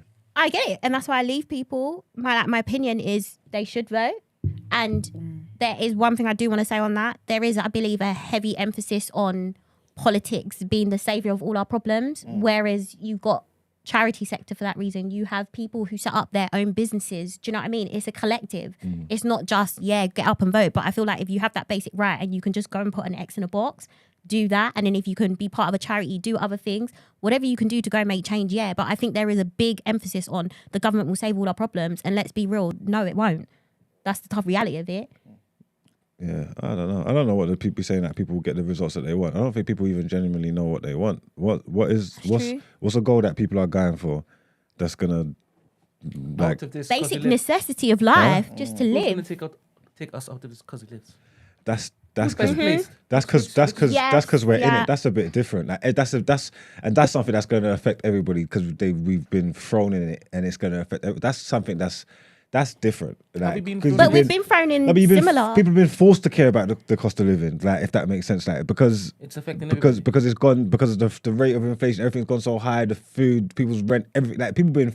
That's not like a. I can't say that's something that people. Obviously, everybody cares about that here because we've got no choice. Like we've been forced to. It's affecting everyone. That's something different, isn't it? So that could be something that people could probably look at to say, okay, cool. Who's going to take us out of this cost of living and whatnot. But again, that's not. It's not like natural because once we come out of the cost, once we come out of it, and once we get back into prosperity, that's all out the window. No one gives a shit. You think? No, yeah, So, facts. Okay, from Brexit, then this. No? Why not? There's another thing afterwards. No, I'm saying once because people forget, people don't always remember like the scars and the wounds and they heal. You get what I'm trying to say? Like people always forget We've had a like, recession, the yeah. tough times. You get what I'm trying to say? Once we get North back doesn't to, forget, bro. bro, the North remembers, isn't it? No, but once, however long it says, then what's their plan? They reckon it's going to be like 4 or 5 years or whatever. Once they come out of it, like honestly, like that's just human nature. Once we get back on track, yeah, economy's thriving. You get what I'm trying to say? Like God willing. God willing. Yeah. I mean, we've had cost of living. I mean, the financial crisis is just, I think a lot of us we're relatively young. We just forget, but yeah, we've been there. We've been there many times. I think history just repeats itself if you just look back. So, But we're here now, and you're here now, right? I know you have a bias. 100% you have a bias, and you've actually shown it on this particular stage. And Yeah. Emmanuel has a bias too, obviously, right? So, who is best placed? Which party is best placed to take us out of this particular predicament this time around? we need to see what will be Oh, you're still waiting? Yeah, we need to see what the policies are. Like I said, I'm someone who likes to see the policies. Obviously, I will vote Labour. That is. Oh, serious? Yeah, I probably will vote Labour because I'm aligned to the party. But I actually am really intrigued to see what the policies are going to be like this election. It's going to be exciting because it's not going to be about Brexit. It's not going to be heavy on anything else. It's really going to be on how do we get ourselves back to prosperity, like you said. And you're really going to see a lot of exciting policies, in my opinion. Tele, you would vote for a party even though you know it's not the best party to basically No help the party's people? great. 100%. No party's great. 100%. No party's great. You can't. There's no amazing party that is great. No party's great. There's problems everywhere. Like, let's be real. There is problems. It, like I said, a party is like an organization. You go to work in an organization and you're telling me organizations are honky dory. No, there's a problem everywhere. Let me reframe my question because I didn't ask a question. So, when you go door to door, you're trying to change people's minds about where they should vote, especially if they're not Labour, right? You're trying to convince them. Yeah, so when you go door knocking, you have non-voters. Yeah. You have basically codes. Yeah. So we know people who are Labour traditionally non-voters. So we have that kind of, So if I get on a door and it says like non-voter, my way is, okay, why are you not? I feel like one thing some people don't do is they literally just sit there and regurgitate all of the thing about the party and don't allow the person to actually speak. So I'm like, okay, why don't you vote? Yeah. I don't vote because nobody's never knocked on my door in 30 years plus. You're the first person to knock on my door. Yeah. And sometimes the party won't bother knocking on someone who's a non-voter because like, they don't vote. So what's the point? And I'm like, no, guys, I'm going to knock on their door. Believe me, I was that person.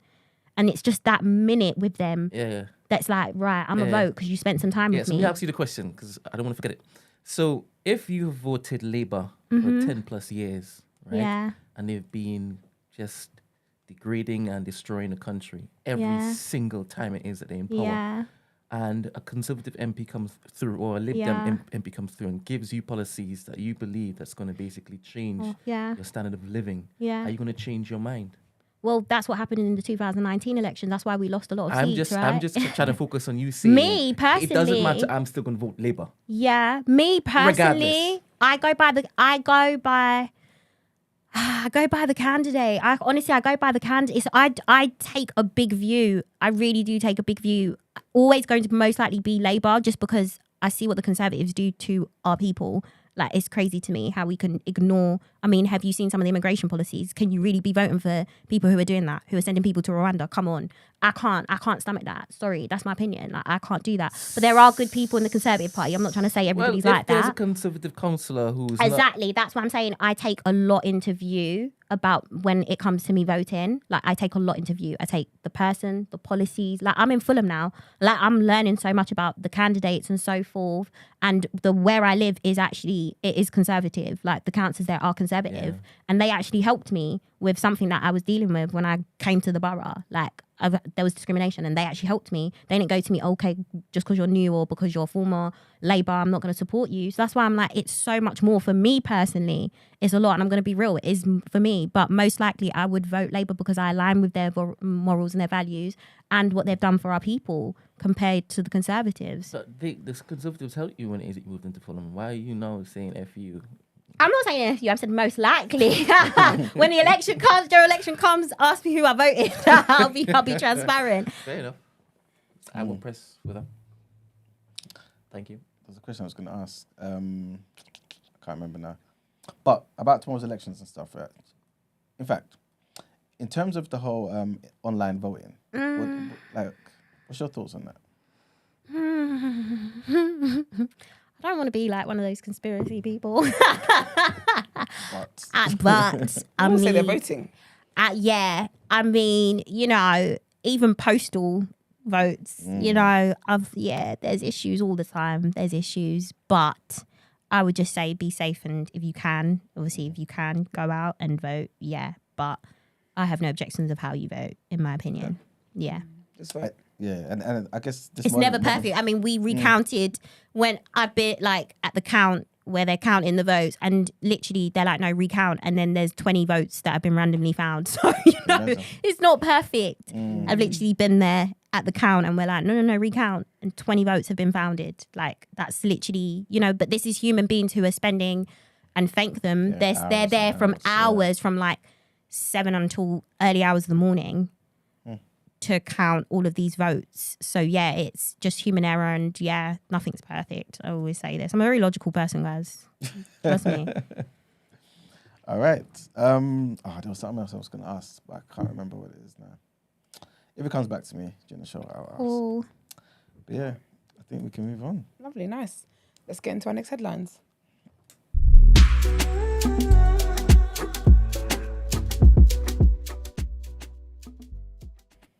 All right, so our next headline, and this takes us to America. And funny enough, well, not funny, trigger warning here. Tele spoke about this briefly about the George Floyd situation. And one of the Minneapolis officers involved in the death of George Floyd has been found guilty of aiding and abetting manslaughter. A Minnesota judge issued a guilty verdict for Tao Thao on Monday night. 4 former police officers were charged in the aftermath of Mr. Floyd's death. His killing led to a mass protests all around the world. Tao's conviction on the latest charges marks the end in a series of state and federal cases against the 4 men. Minnesota's Attorney General Keith Ellison said Tao's conviction is historic and the right outcome. He also said, while we have now reached the end of the prosecution of Floyd's murder, it's not behind us. There's much more that prosecutors, law enforcement leaders, rank and file officers, elected officials, and community can do to bring about true justice in law enforcement. All 4 former police officers have already been convicted on federal civil rights charges. Additionally, Derek Chauvin was convicted on state murder charges in April of 2021. Thomas Lane was sentenced in September 2022 on a state charge of aiding and abetting second-degree manslaughter, and J. Alexander Keung pleaded guilty to a state charge of aiding and abetting second-degree manslaughter in October of 2022. Next headline. Delays in rolling out a vaccine against childhood pneumonia in 4 of the world's poorest countries have been blamed for thousands of unnecessary deaths. South Sudan, Somalia, Guinea, and Chad are 4 of the last African nations without the vaccine for pneumonia, PCV, one of the most powerful tools against pneumonia in children. Estimates from the Global Burden of Disease suggested that 40,000 children die from the illness in the 4 countries in 2019, which are all off track to meet UN's targets to reduce deaths of children under 5 by 2030. Childhood pneumonia is the biggest infectious killer of children worldwide, claiming 700,000 lives annually. It's a disease of poverty, with almost all deaths occurring in low and middle income countries, and most of them are preventable. Crazy. And the last headline, research has suggested that medicinal cannabis helps to relieve cancer pain and can complement other pain-killing drugs. So a study of 358 adults with cancer found that an equal balance of active ingredients, THC and CBD, significantly helped pain intensity and the interference of pain in daily life. THC is the substance in cannabis that is primarily responsible for producing the high sensation. And researchers from the Royal College of Surgeons in Dublin and the Medical Cannabis Program in Oncology at Cedars Cancer Centre in Canada concluded that medicinal cannabis is a safe and effective complementary treatment for pain relief in patients with cancer. Currently, only specialist doctors can prescribe cannabis-based medicines on the NHS, and only for a few limited conditions, such as rare and severe epilepsy. But as of April, fewer than 5 people have received an NHS prescription, forcing many people to go private or buy drugs illegally. Existing evidence suggests that around 38% of all patients with cancer experience moderate to severe pain, while 66% with advanced metastatic or terminal diseases suffer pain. And that's it for the headlines. Thank you. Let's get into Word on Road.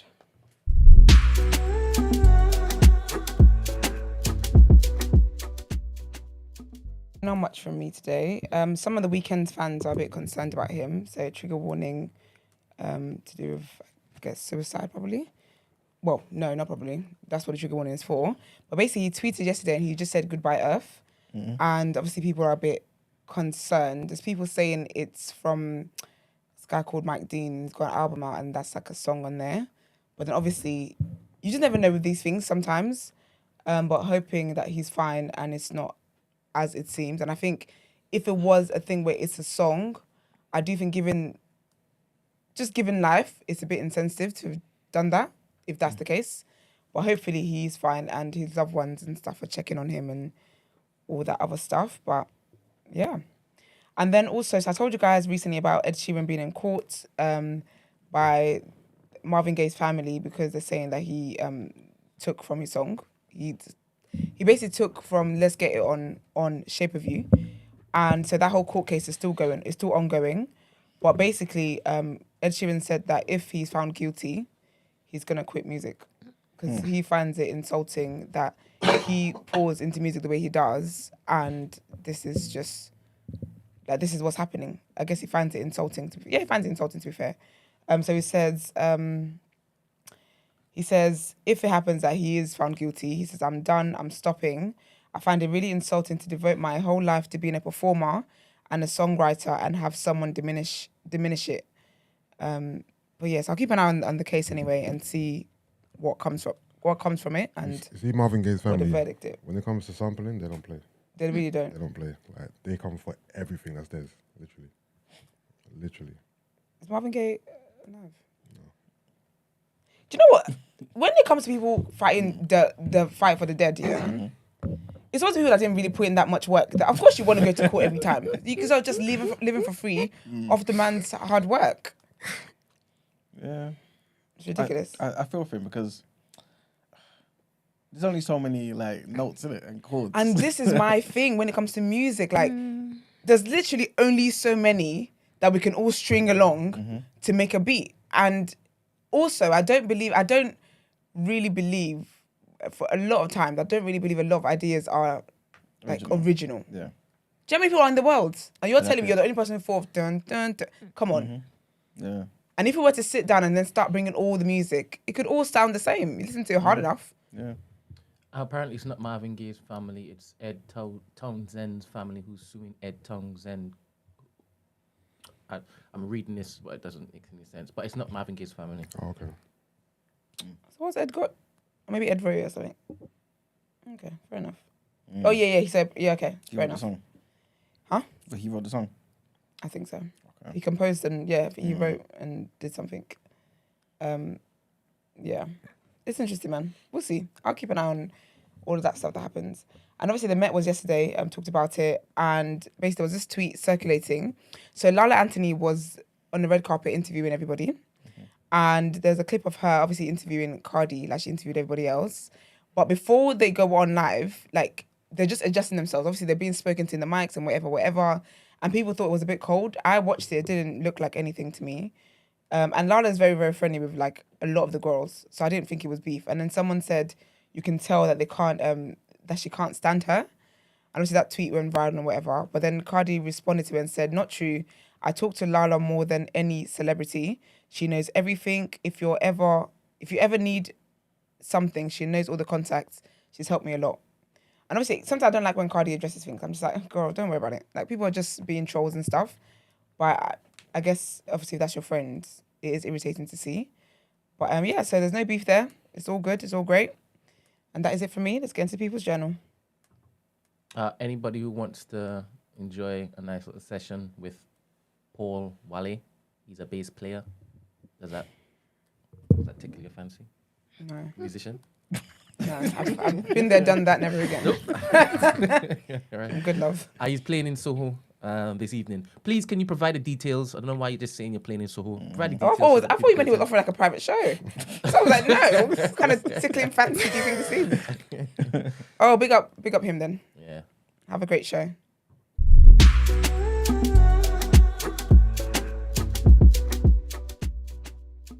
You look mean. Welcome to the People's Journal, where I give you the news from an economics point of view. I haven't got much to talk about today, right? But one of the things we spoke about on the show before was the launch of these bank hubs, right? Which is kind of spearheaded by the post office, where you've got different banks in that one hub, right? And so charities have pretty much come out and said, yo, these shared banking hubs are obviously a great idea, and people still need it, and more need to be built, pretty much, right? A survey suggested that 27% of over 65s and 58% of over 85s relied on face-to-face banking. As we know, everyone going into banks, it just declined, and especially during the whole COVID thing. But yeah, these charities are coming. Age UK is a charity, and they said that many people who are older or on lower incomes wanted to interact with people face-to-face. Like you said earlier, you used to work for Metro. That was the selling point, isn't it? Mm-hmm. You know what I'm saying? You come in, as soon as you come into the door, there's someone there talking about this, that, and the third, taking you on a tour. Our stores, that's what we called them, yeah. There you go. Like, do you feel something like the banking hubs, is that a political thing, right? As in, can politics affect that? Or is that more so a private thing where private, like, business or something can kind of make that and kind of just build more, if that makes sense. Mm-hmm. So there's a drive now, obviously, in digital. Mm-hmm. There's a push for online banking, and that's been seen over probably the last, when did I start working in Metro Bank? That was 7 years ago. And then you started seeing a lot of the digital banks coming up and so forth. Is there a push from politics? Like, can policy actually drive local banking hubs? Not really. Okay. It's more kind of private. But in terms of like post office and royal, a lot of them actually do kind of your general like banking things. If you actually go into the post office, a lot of them do some of those things. Like you can pick up a lot of things in terms of like paying for certain bills and so thing. You can do a lot of those things that some people don't realize, and the elderly rely on it. So for our elderly community, they do need that in-hub because they're not that tech savvy. But is it going to be a push from the government? No, I think it's more a push from entrepreneurs and private institutions to kind of get that implemented. Like most things. Most things, yeah. I mean, like I said, we were talking earlier, you can't just rely on the government for everything, unfortunately. And that's why some people are setting up there, like looking at cryptocurrency now, and they're looking at various ways you can implement that. That's going to be potentially the future, digital currency. And you're seeing a lot of entrepreneurs coming out now, and they're doing things around that and building platforms. So, yeah. But then you're forgetting about the elderly. It's unfortunate, but you've got to move in the times a bit. But you've got to create, I think, model. That's why I think online and foot as well, like in store, is important as well. See, brick and mortar. That's it. Brick and mortar is important as well. obviously not to take it away too much from this, right? But this is why I think policies geared towards businesses and entrepreneurship is the most important thing. Because governments, like you said, are not going to do certain things. Not because necessarily they don't want to, but sometimes I personally believe certain things shouldn't really be in their remit. Like, I feel as though governments intervene in things way too much. Private organization, like private, is the best thing, personally. I think generally, yes. Private's for the profit, sometimes not always for the people. yeah, but again, Yeah. like Adam Smith said, remember, it's not out of the benevolence of a butcher or a baker that you get your meat and your bread every day. It's out of self-interest. But you know the problem with relying on private, and you've got to have people who want to go through the process of building. Yeah. And a lot of people, they like the idea of entrepreneurship, but when you actually got to go through building your own business, some people don't have the heart for it. True. So entrepreneurship it's quite a challenging area, and that's probably why you don't always see, because some people can't access the finance. Some people are blocked in certain applications for, to get a building space or something. There's always these challenges that stop a lot of people. There's going to be loads of challenges when it comes to like being a business owner and stuff like this. But this is why I believe business owners should be like rewarded for it. The profits are there. Like, this is why I personally don't believe you just take their profits, big chunks of it, and give it to other things, right? And expect everyone to be happy. No. Like, they're doing something that everybody else can't do. You know what I'm saying? Like, 80% of the wealth is made by 20% of the people.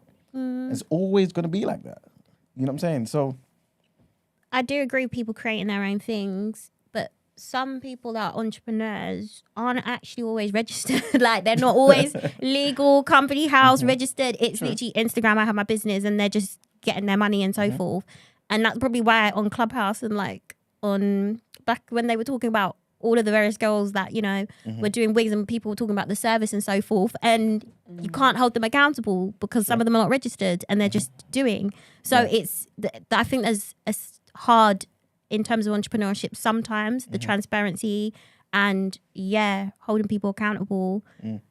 And and that's why a lot of small businesses sometimes go bust, because they don't always do the correct processes and whatnot. 100%. And their customer service side of it kind of fails. So it's hard.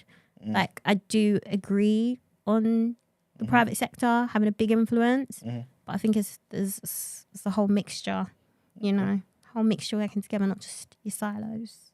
Okay, cool. Before I go on to the next thing, that's just made me think of something. When it comes to the NHS, I'm assuming obviously you're super passionate about. No, your face kind of changed. NHS. How do you feel about the NHS?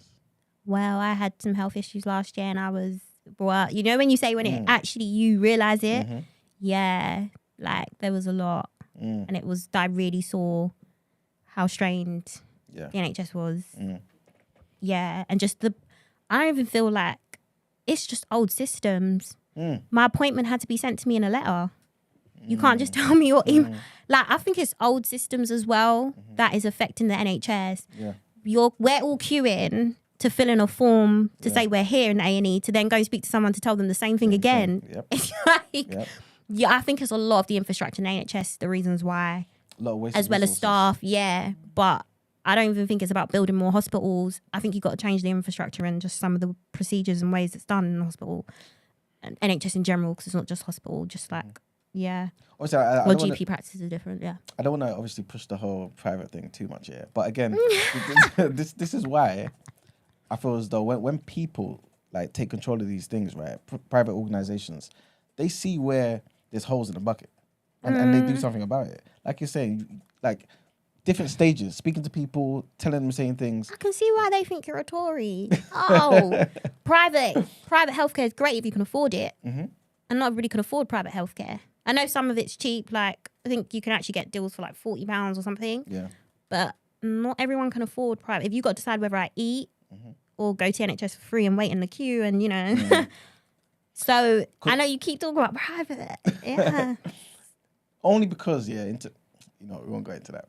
But just to throw a little counter at you, couldn't someone say the same thing about what you were saying earlier about if you cared enough about politics, you'd do your Googles and you would vote. Because someone say if you cared enough about your health, instead of spending £40 in Franklin's and Benny's and TGI's, you can get vitality for your family. That's true, and that's the education piece. That's true, because some people generally think it's really, really expensive. There you go. And they're actually, it's even with insurance. There's so many things that are out there that are actually relatively cheap. It's like £7, whatever. Exactly. Like, it's based on researching. It's interesting. We'll research on our car insurance to get the good deal. That's what I'm saying. But when it comes to, like private insurance or home insurance, but I think it comes with age. Like now in the phase of you going in, transitioning into like your adult ages and 30s and so forth, and you start looking into things like that, like, oh no, I actually do need home insurance. Oh, I do need life insurance. I do need potentially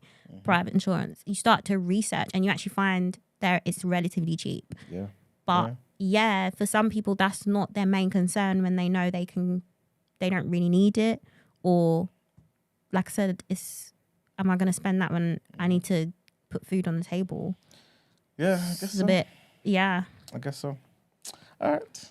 Well, the other thing I wanted to talk about is the Fed in America. Obviously, like, it may not affect us direct, but it still kind of does, because the Bank of England has pretty much done the same thing, or will be doing the same thing. And this is basically that the US is anticipating on Wednesday that the interest rates will be rising again. So they're expected to announce another 1/4 percentage point rise from 5% to 5.25%. This is going to be the central bank's 10th consecutive rate rise, and it prioritizes the fight against rising prices, which is obviously the case, right?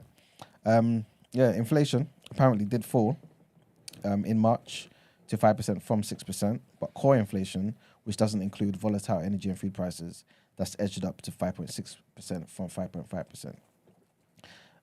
At this point in time, a lot of economic analysts are kind of divided on whether the Fed should keep pushing up interest rates and things of that nature.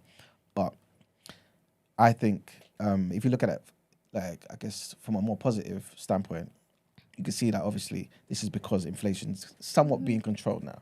You know what I'm saying? Otherwise, more people will be on a particular side say, look, increase their interest rates, let's kind of curb the rate of inflation immediately and things of that nature. So yeah, I feel as though, like I said last week, inflation is somewhat it's starting to temper a bit, and so hopefully by the end of the year, especially in the UK anyway, the Bank of England's target of like 2 or 3%, not too sure how realistic that is, but at least it'll be a lot lower than it is now, which is about 10-11%.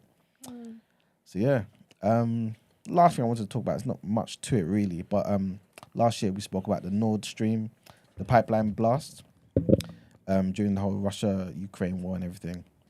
Apparently, according to some investigative documentary, Russian ships that were able to perform underwater operations were actually present near where the explosions took place, which I believe they're trying to say maybe this was some self-sabotage thing to try and blame it on Ukraine and NATO and them lot there. So yeah, the cause of the blast is still unclear. But if I get more information on this, or when I get more information on this, I'll be sure to let the people know. That's pretty much it for the People's Journal. Thank you. You want to tell them what's next? Let's go into the rotation. Thank you.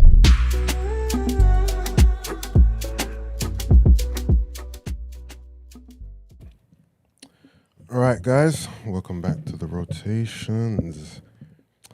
All right, first and foremost, I've got album review from Nines. Mark, listen to Nines? Check it out. Yeah, not properly. I've listened to it like from cover to cover, once or twice, but I need to listen to it more. I like it though, man. Yeah. All right, so Nines released his brand new album, Crop Circle 2, which is a follow-up to 2018's Crop Circle, the same name. And the first album he's released since 2020's Crabs in a Bucket. And the first album he's released since he got released from prison March last year. 15-track offering, 43 minutes. Features on there from Jay Styles, Rich 32, Pot of Paper, Clavish, Koji Radical, M Honcho, Scraps, and Lilo Gold.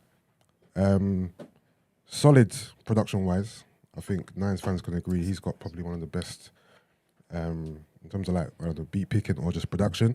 Always solid. There's always like a 9 out of 10. Subject matter, kind of similar to what you would expect from Nines. You know, drugs, the streets, all of that stuff, flossing, lifestyle, all that stuff. I think it was good, man. It was good. It was what I expected from him. Good features, all the features represented. Everyone kind of done what they were meant to do. Rapping wise, again, you know, the flow was on point.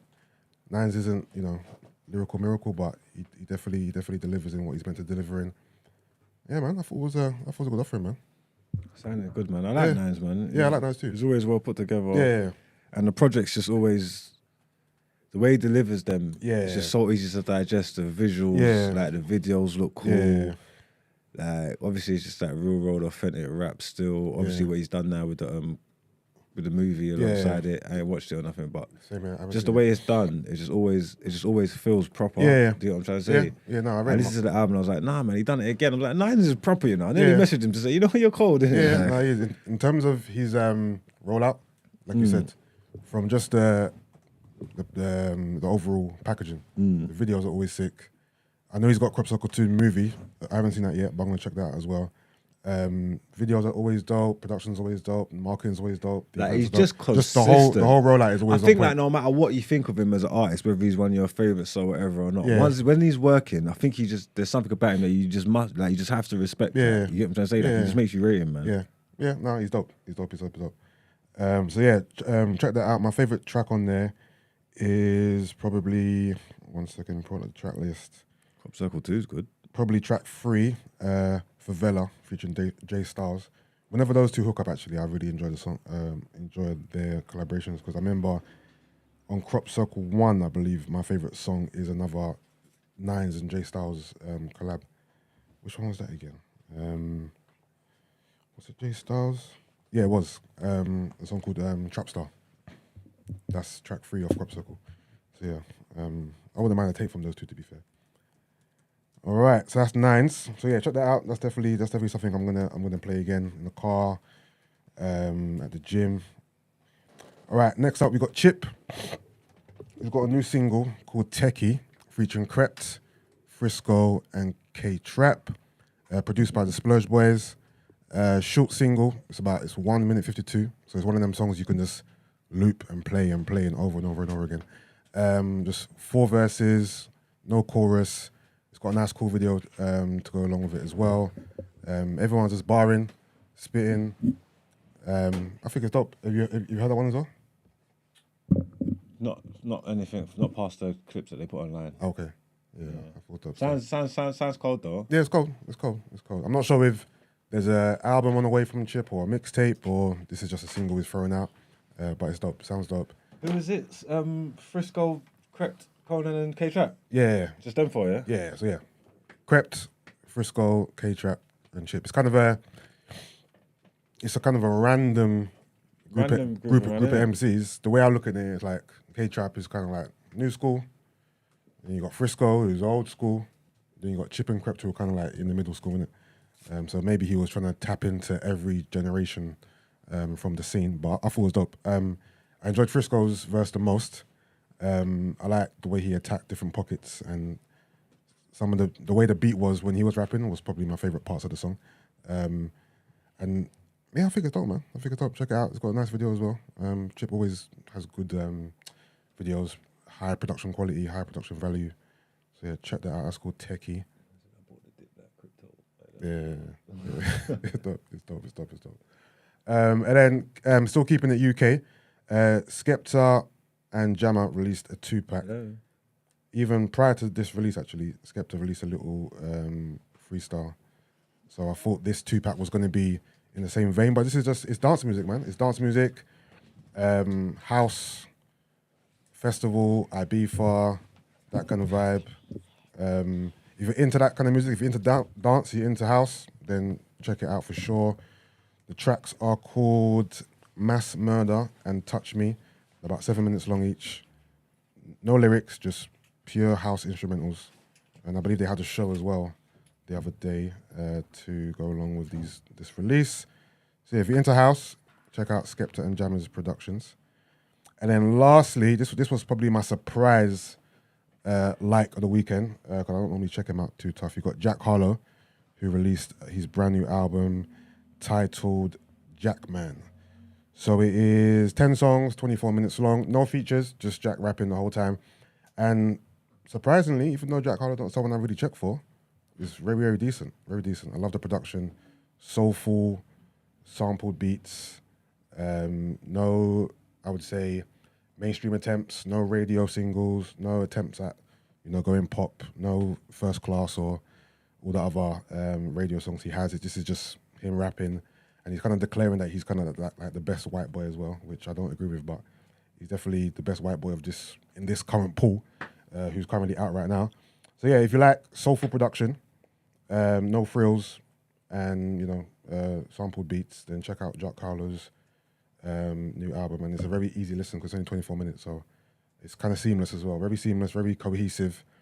All the songs just kind of blend into each other. They all complement each other as well because all the beats are kind of similar in that they all kind of soulful, they're all kind of sample based as well.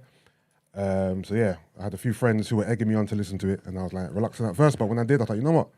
Pleasantly surprised. What's that? Jack Harlow's new album. Okay. Oh, you don't like Jack, innit?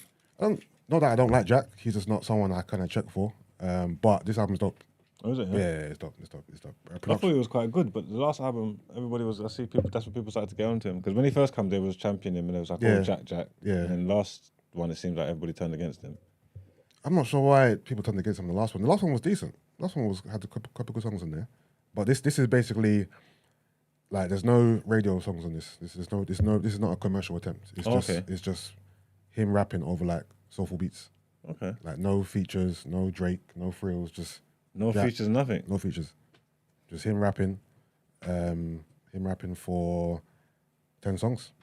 10 songs. We've got a nice little diverse subject matter as well. Some of the subject matters he tried to broach, he kind of put his toe in. He didn't really delve into it too deep. So I think it lacked a bit of depth and a bit of balls in regards to some of the subject matter. But overall, it was a decent listen.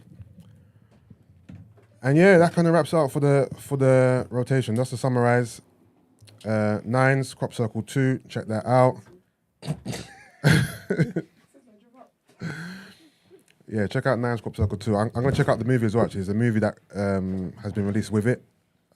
I think there's a couple guys that we know are in it as well. I'm not in it, that film shit. Was that? No. You're not in it because it's shit? It's shit because I'm not in it. Oh, were you asked to be in it? You didn't make the... But I shouldn't have to ask. They better make sure I'm in Crop Circle 3 or that's going to be shit too. I think Lippy wasn't it, Poet wasn't it, from what I've been hearing. Not enough. So yeah, Nines, the album makes a rotation for sure. Chip's singles is good if you want. That's a little quick rap thing. Check that out. Jack Harlow's album is a solid listen. Check that out as well. And if you like house music, you like unce, then Skepta and Jammers, 2 singles will definitely be up your street. Because for what they are decent songs, man. So that's the rotation, and let's get into the headlines.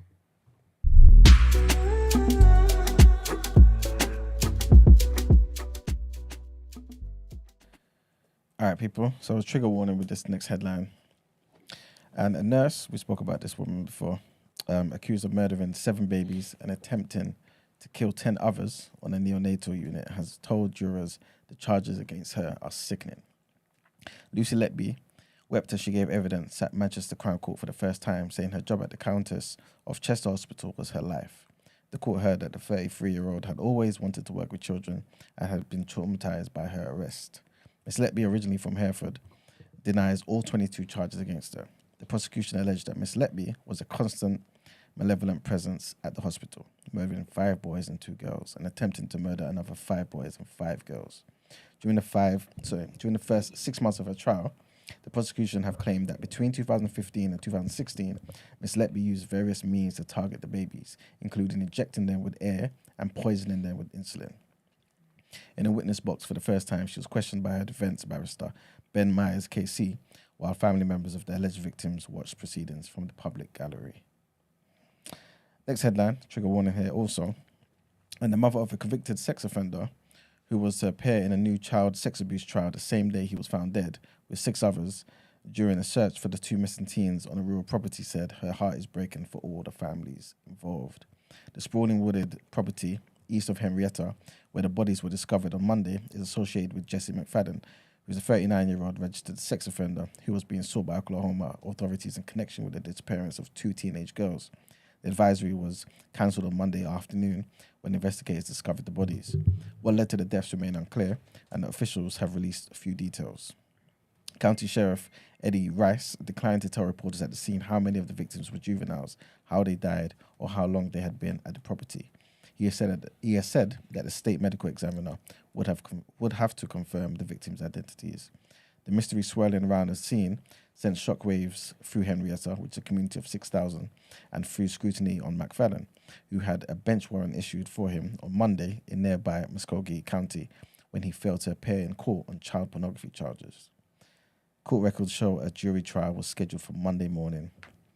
Rex Earl Starr, who's the lawyer of McFadden, could not immediately be reached for a comment. And that's it for the headlines. All right, well, let's get into the reaction.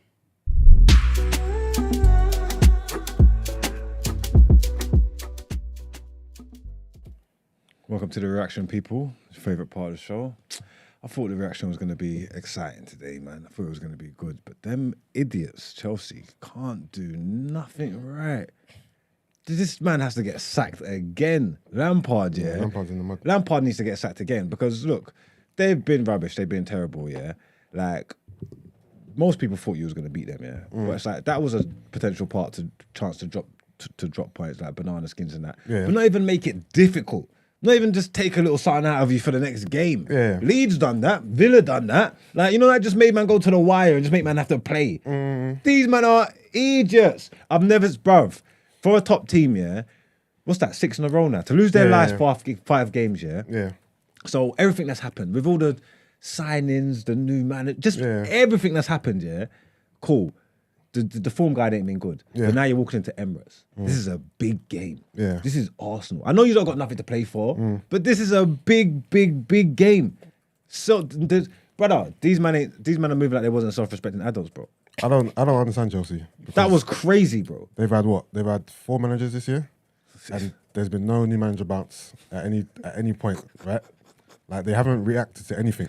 So when you peel back the layers, there's something really wrong with that club. It's crazy. Like, It's bad. I didn't even watch Lampard's interview, but I heard he was trying to throw them under the bus as well, saying, "Look, if you from what I've seen behind the scenes, it makes I get why." Yeah, something's happened because if they can't react to any manager, then something's the matter. I don't know if it's the players, if it's the ownership, if it's the fact that there's an influx of all these new players. They're finding it hard to gel. It's just everything. There's something, but a one-off game, bro. Just a one-off game, yeah. Just to pick yourself up, yeah. Just to put a bit of. Just to give yourself a bit of respect back after everything that's happened. Yeah. Aubameyang's there, that's your old team. Sterling's there, he's an old champion. Kovacic, these men are Thiago Silva, these men are seasoned players. Conte, ex-champs and that. These men are just for one game to come out and give us 90 minutes, bro. The thing, do you know when I knew that they were in the mud was when I saw Aubameyang was starting. Yeah, because I didn't. I swear Brent said Aubameyang was going to score. I was like, is he even going to be on the pitch? I didn't think he was going to be getting nowhere near it. That was a narrative starting. Oh, let me start over against his old team in case something happens. Why would you do that? Because remember, Aubameyang's only started like 2 games a season, and they've both been against us, right? Let's play Aubameyang against Arsenal because that's his old team and there's bad blood there. He might do something. When I saw that, I thought, yeah, Frank Lampard's in the mud. He's in the mud. But I'm not happy with that game, you know. I'll be honest with you. That game showed me everything I need to know about Arsenal. They're not ruthless enough. Even though you shouldn't have to score hella goals to win games, just kill a team. Like, go on and score 6, 5, 7. Like, fill your boots. Yeah. Fill your boots. In the first half, you won 3-0. In the second half, you didn't do anything. And you even conceded to a team who don't score goals. Yeah. And Zinchenko, again, is sleeping. I could have defended that better. I'm being dead serious. He's sleeping at the back again. Like, if you look at the replay, his reaction the whole entire time was he's just watching. You're just watching him run past you. You're watching him, not even trying. But I'm happy we won, but I'm just not happy that Arsenal are not. Like, we should have battered Chelsea yesterday. Should have battered them. But it is what it is. I mean, it was comprehensive, man. Yeah, it's comprehensive, but you know what it is? The 3 draws showed me that we need to be more ruthless in it. Yeah. So when I see stuff like this, it's like I was nervous a little bit at 3-1. Oh, is it? Yeah. Oh, just because of everything that's happened before. Thinking, here we go again. Like, imagine, because I feel like Arsenal's a team that will always gift a team who is off form with a present. They just don't look like it. Like even like the way the Spurs been moving, even if that was like if that was the same game played out, say like against Spurs, Yeah. I could probably understand why you would have been a bit nervous. They might have probably could have kind of done it because as whack as they're moving, as whack as they're moving, for whatever reason, in them second halves, they get the bit between their teeth and they just show a bit of fight. Like, you get me? Like that was because obviously I was just watching it from like a hating point of view. Yeah. You know what I'm trying to say? Like, and I'm just to see them do that, nothing there. I said, if I was a Chelsea fan, I don't know what, I'd be livid. Like, I'd be finished if I was a Chelsea fan. I don't know when it gets better. Listen, Chelsea, what they're 39 points. They're 5 points. Well, at least they're staying up. At least they're staying up, man. Right. 39 points, 40 points, man. That's big salmon, that man. That's what you need, man. That's the mark. But what's the other 39, points? 40 points, you're straight. But what's the points of the teams around him, though? What's the points of the teams around him? No, I'm saying at least they'll beat relegation. Let me see. So Chelsea are on 39. Where's Chelsea? May, you know. Bournemouth are on 39. Wolves are on 37. Are Bournemouth on 39? Yeah. But Bournemouth are up too, though. West Ham are on 34. Right. Leicester are on 30. I don't think Chelsea are going to get relegated because I feel the relegation places are pretty much Are they 3 wins off the drop? set. But they're 9 points from 18th, and I don't think that they're gonna. I don't think that margin of error is gonna drop them down a bit. So I think relegation places are That's crazy. They're You know what I 3 wins off the drop. Wait, so where are they in the league? 12. Yeah. 12. Yeah, But nah. obviously, I'm hearing there's going to be a big financial hit because obviously a lot of the players, in terms of their contracts and their clauses, there's a lot of Champions League clauses in there, innit? And they ain't making Champions League. So I heard there's going to be a lot of ramifications based on that. I just don't get it. They spent the most money I've ever seen in January. Like, that January was like a summer, right? And look at them, in the mud. 4th manager, no reaction. It's just, I don't care, though. Let me not act like I'm not feeling sorry for them. I'm just surprised. I think they'll be all right. I think once Poch gets there, I hope any gaffer worth his salt will go there with all them players and do something. Yeah. But in regards to Arsenal, though, for me, this is too little too late. But you got to keep winning. You got to stay in there just in case City slip up. That's it. You know what I mean? That's all you got to do. Just keep winning your games just in case. But for me, it's over. Man City are champions. But City could lose a game and still win. Yeah, they could. But Arsenal have to just keep at it, right? You got to keep at it just in case. You never know. Just in case. Win every single game. Well, you got Chelsea out of the way. Everybody was gassing that one. That was a Newcastle on the weekend. Park. Newcastle, then Newcastle. I can't remember the order, but I know it's Newcastle, Brighton, Wolves, and then that's I think another. And then that's it. Newcastle, Brighton, Wolves, Forest. And then I don't know who your last game of the season is. That's it. Forest, Wolves. Forest ain't the last game, is it? Ain't it the one before last? Let me double check. I know we have 4 or 5 games left. Let me double check. And then City are playing West Ham tonight at Etihad. I don't expect nothing from West Ham at the Etihad, so that's another 3 in the bag for them. So we got Newcastle, Brighton, Forest, Wolves. Yeah, that's it. We've only got 4 games left. Oh, Wolves is the last one, isn't it? Yeah, that's it, man. Newcastle, Brighton, Forest, Wolves. Wolves at home, Forest away, Brighton at home. It's looking like 7 points. But yeah. 7 points. What will 7 points bring you to? 7 points will bring us to 85. Was that fair? Did you say 7 points from them last 4? Would that be a good overhaul? So what's your actual prediction though in terms of games, game by game? What ones do you think we're losing? What do you think we're going to draw? I don't think you walk out of St James's Park with points. Okay, lost, yeah.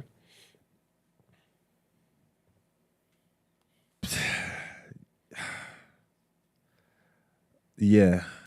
I'm not scared. I don't know. So dramatic. Even though Newcastle's not an easy game, especially at St James's Park, I'm not as scared as I believe other people are. You're usually more scared of Brighton then? You know what it is? I'm not really scared anymore. You know why?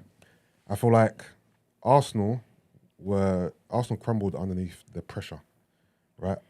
I believe Arsenal believe City's going to win the league now. So I think they're just going to go out there and play. Like, Champions League is secured, right? everyone thinks we've lost the league. We probably we have lost the league, right? Or we've lost our top spot. Both them man that you're playing, because okay, like forget Wolves, yeah. Yeah. Forest need to stay up here, and they're at home, yeah. And as crap as they are, they do decent at home. I tell people all the time, they nick points at home, and they need to stay up, So that's a game that there's jeopardy there for them, Yeah. Brighton got 2 games in hand on Newcastle. What would the 2 games bring them to? 55, 58? No, maybe it's a little bit too much done. 5 games behind us. Brighton got an outside chance of top 4. It's not likely. But again, what I'm saying is it's giving them something to play for. And Newcastle, like use us. If you're saying you think City's won the league, your top 4's wrapped up. Yeah. Out of Newcastle and Arsenal, Newcastle need this game, want these points more, and they're at home, innit? Yeah. So you got to take these things into consideration. Like Brighton, Newcastle fighting for top 4, Forest with the relegation thing. Yeah.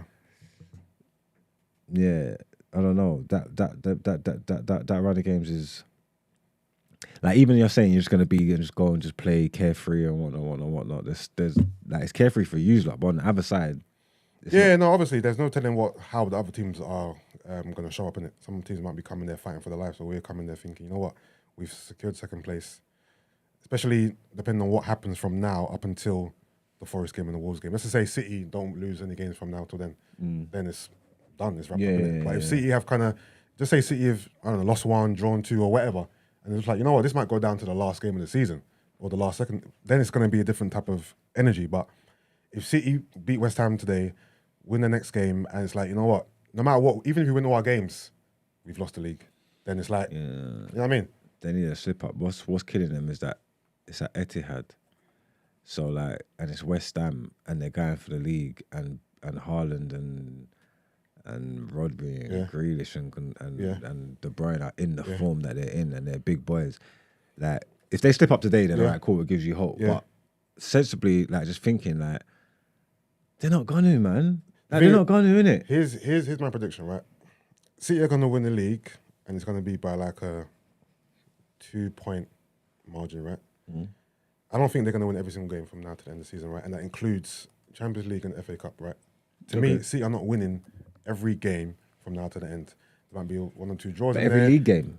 I'm talking about everything altogether, and I don't think. And I'm taking into account that Champions League games, fatigue, tiredness, maybe injuries are going to play a part and have an effect, even mentally, on the league games, right? I hope they go all the way in Champions League because I actually want City to win the Champions League. I don't actually hate Man City. I don't care about their success, to be fair. I want them to win Champions League. I want Pep to win the Champions League. I want them to win the FA Cup too. I just don't want them to win the league, right? I feel like mentally and physically, it might start taking a toll on them, innit? Right? To where they might start messing up on games. Not capitulate and get battered, but they might let a lead slip and draw a game. They might lose a game to a team you might not expect them to lose to, right? I reckon we're going to have a good run. Yeah, I reckon we had our blip. I don't think we're going to win every game, the next 4 games. We might draw 1, but I reckon we're going to win the majority of these games, right? We're going to end up losing this league by like 2 points or something like that. And it's going to come down to, why couldn't we just win one of them other games? Like, that's what's going to happen. It's going to be like, why couldn't we beat Liverpool? Why can't we hold the league against West Ham? Why did we let bottom of the table Southampton, you know, I count it as a loss, to be fair, but the 3-3, even the Brentford game, the whatever, it's going to come down to that, and we've only got ourselves to blame. Literally, like, we've had a buffer this whole season, and that 4 games was it. You can't draw 3 games in a row, bruv, and then lose to your rivals and think you're going to win the league. You can't do it. So it's a wrap, but you got to just take the consolation prize, which is Champions League. Boy, all right then. Is there anything else we need to get into on reaction? NBA. A little quick roundup. Did you see that? Did you see that they're not giving Brooks another contract? That whole story is so funny, bruv. Like, they are fucked up. Have you seen the TikTok everything that's going around? How it started? Because remember, he was lit. You know. Have you seen that when they're walking out? Have you seen that when they walk out to the stadium and all that? No. You ain't seen what they do? What happened? Like, they're just What the Grizzlies? Oh, you mean just their whole arrogance and Just the way that they move, they're just lit. But it's all like oh Brooks. yeah. I know you're talking about. Yeah. It's all Brooks. Brooks is always at the front of it. You get me? Brooks is the one who wanted to go at LeBron. Yeah. Chatting shit. Like obviously they got caught, but yeah, now he's not even. He done all that, and now he's not even getting a new contract. That's the thing is he's riding for the team. He's doing all that because he thinks he's helping his team, and to not get a contract at the end of that is hilarious. It's hilarious, but he's not a great player. He's not, is he? He's not a great player. You can't talk all that smack and be a mediocre Draymond Green replica type of guy. Yeah, because his main thing is defensive. He's not crazy. He's not like a crazy defender anyway, is he?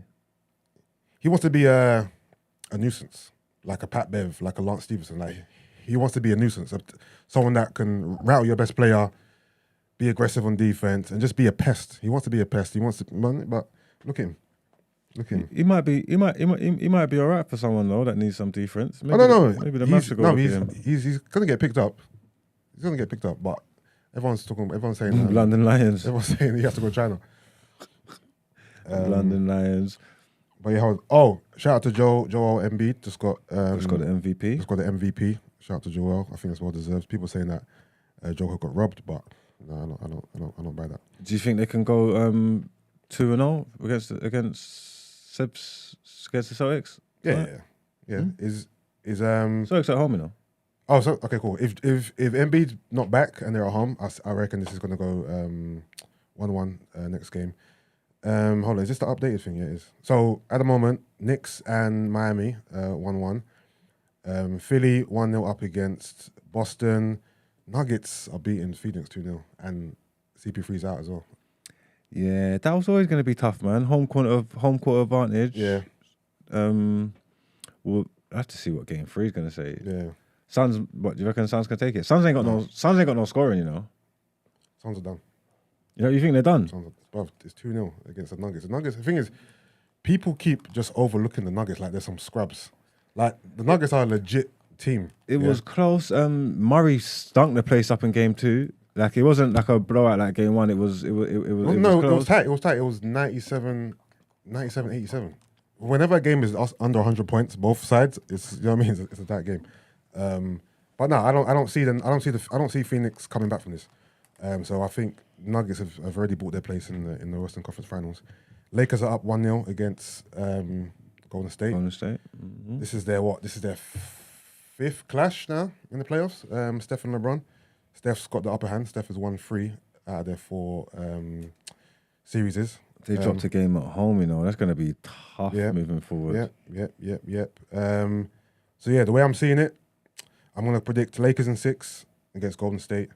I'm going to predict a gentleman's sweep by the Nuggets for Phoenix. So it's going to be Nuggets and Lakers final, Western Conference final, and East final. It's tough to call. I want to see how this game pans out, and especially if Embiid's injured. Yeah. And them Celtics can play. You get me? So I don't know. I can't call that one. I can't call that one at all. Yeah, same. Yeah, the East is hard to.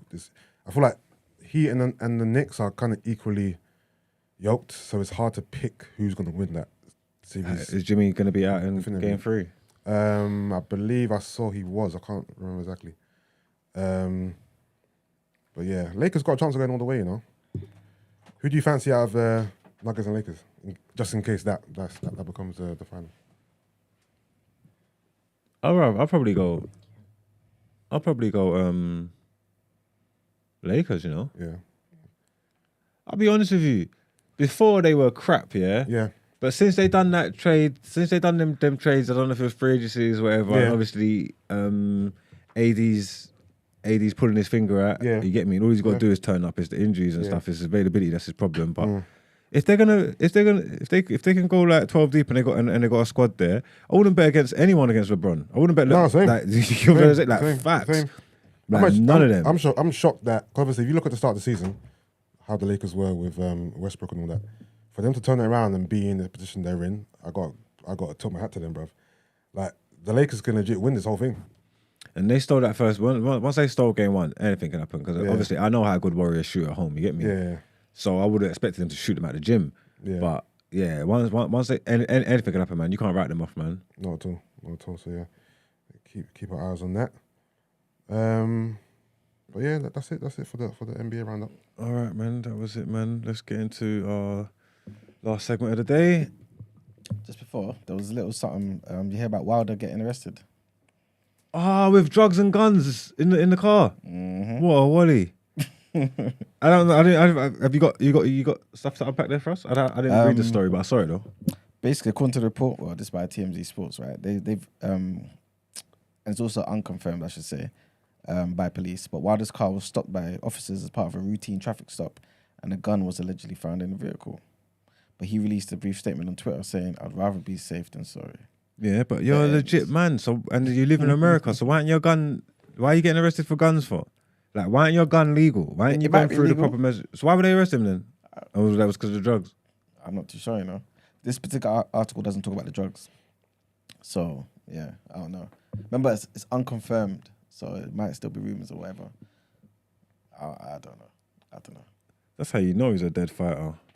I'll be rolling around looking to punch man up in traffic. You get what I'm saying? So you know he can't rock, man. You don't even believe his own abilities. Yeah. All right, cool, man. Let's get into Out Ere, man.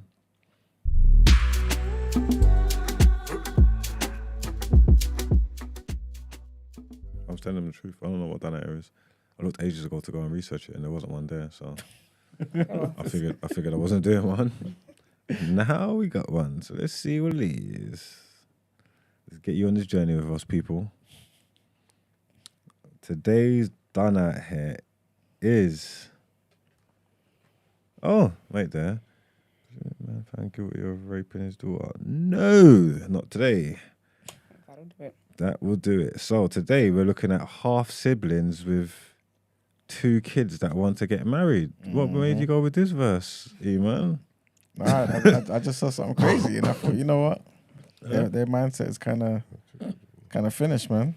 Yeah, Oh, what, from an economic standpoint, there's nothing there you can do with this. I mean, why am I? Are they, if they're not siblings, they're like step siblings. Don't do this. Don't do that. What are you talking about? But they're half siblings, as in DNA. 1 second, because I can't Yeah, even so like get this story. same Out. mum, different dad kind of thing.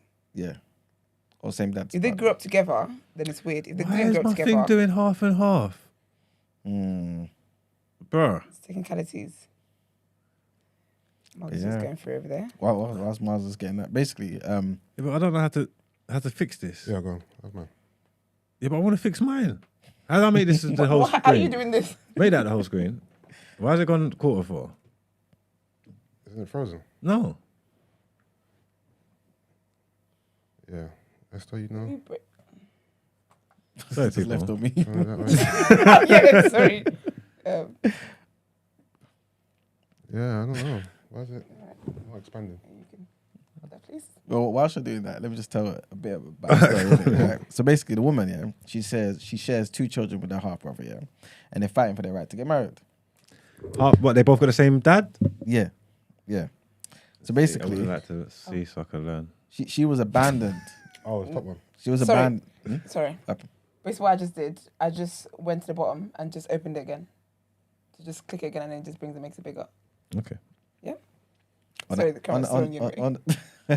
on an Android, that would have been easier to figure out. But No, anyway, it would not have been. Because nobody knows how to use them. Okay, rubbish things. first for the machineries. I bet Tele's Android as well. iPad. Are you Android? Yeah, I've got iPad. I can't stand Android like that. You can't stand Android or you are Android? No. You're Apple girl, right? Yeah. Oh, okay. Yeah, there you exactly. go. So what are you yeah, talking about? What do you mean just she's got I was joking. Tory ass? Victoria. Tory looking ass? I'm not with you on that one. I'm sorry. Well, it makes sense because Labour like to have things easy. So No. they've got, Wow, okay. they want the simple life of the iPad. Oh, You know what I mean? Just They don't want to tech work savvy, for up it. to date, honey. Yeah. Alright, well, basically, yeah, the woman was abandoned by her dad in it as a child. Okay. So she heard about potentially having half siblings, this, that, and the third. Did a research, tried to find who her family is online, right, on Facebook. So apparently she's found this guy now and just messaged him or whatever. But I'm not too sure if she revealed to him at first that you're my half brother. So they've met, they've got chemistry and all these type of things there, yeah. So wait, so she knew that was her half brother. I believe so, because she's reached out looking for her family. She's saying we didn't want to realize it. We were angry with ourselves because it was hard to admit and to break the taboo. So they did know then. So she I knew. think that was no, but it also says, yeah, although the mother of two didn't reveal when they met up for the first time, Anna says there were sparks between her. Oh no, sorry, I read that wrong. Yeah, They knew, So innit? she didn't know. She knew. So when she met him, when she matched him, she knew that was her brother. Yeah. But she also Little told freak. him. I can't lie. That's a freak. That's freaky. That's That's too freaky. Yeah, she's definitely done out. That's wild. That's some trauma, some psychological. I don't know. She was looking for something. Love.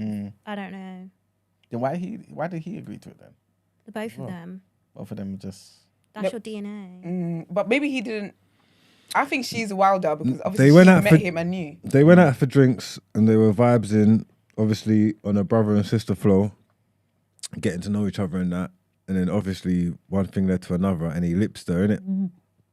So after he lips her now, that's what just opened up the floodgates to get me, made the emotions just start flowing. That's what broke down the barriers. You know what I'm trying to say? Do you know floodgates should have opened? After her lips, she should have said, well, we can't do this because I'm your sister.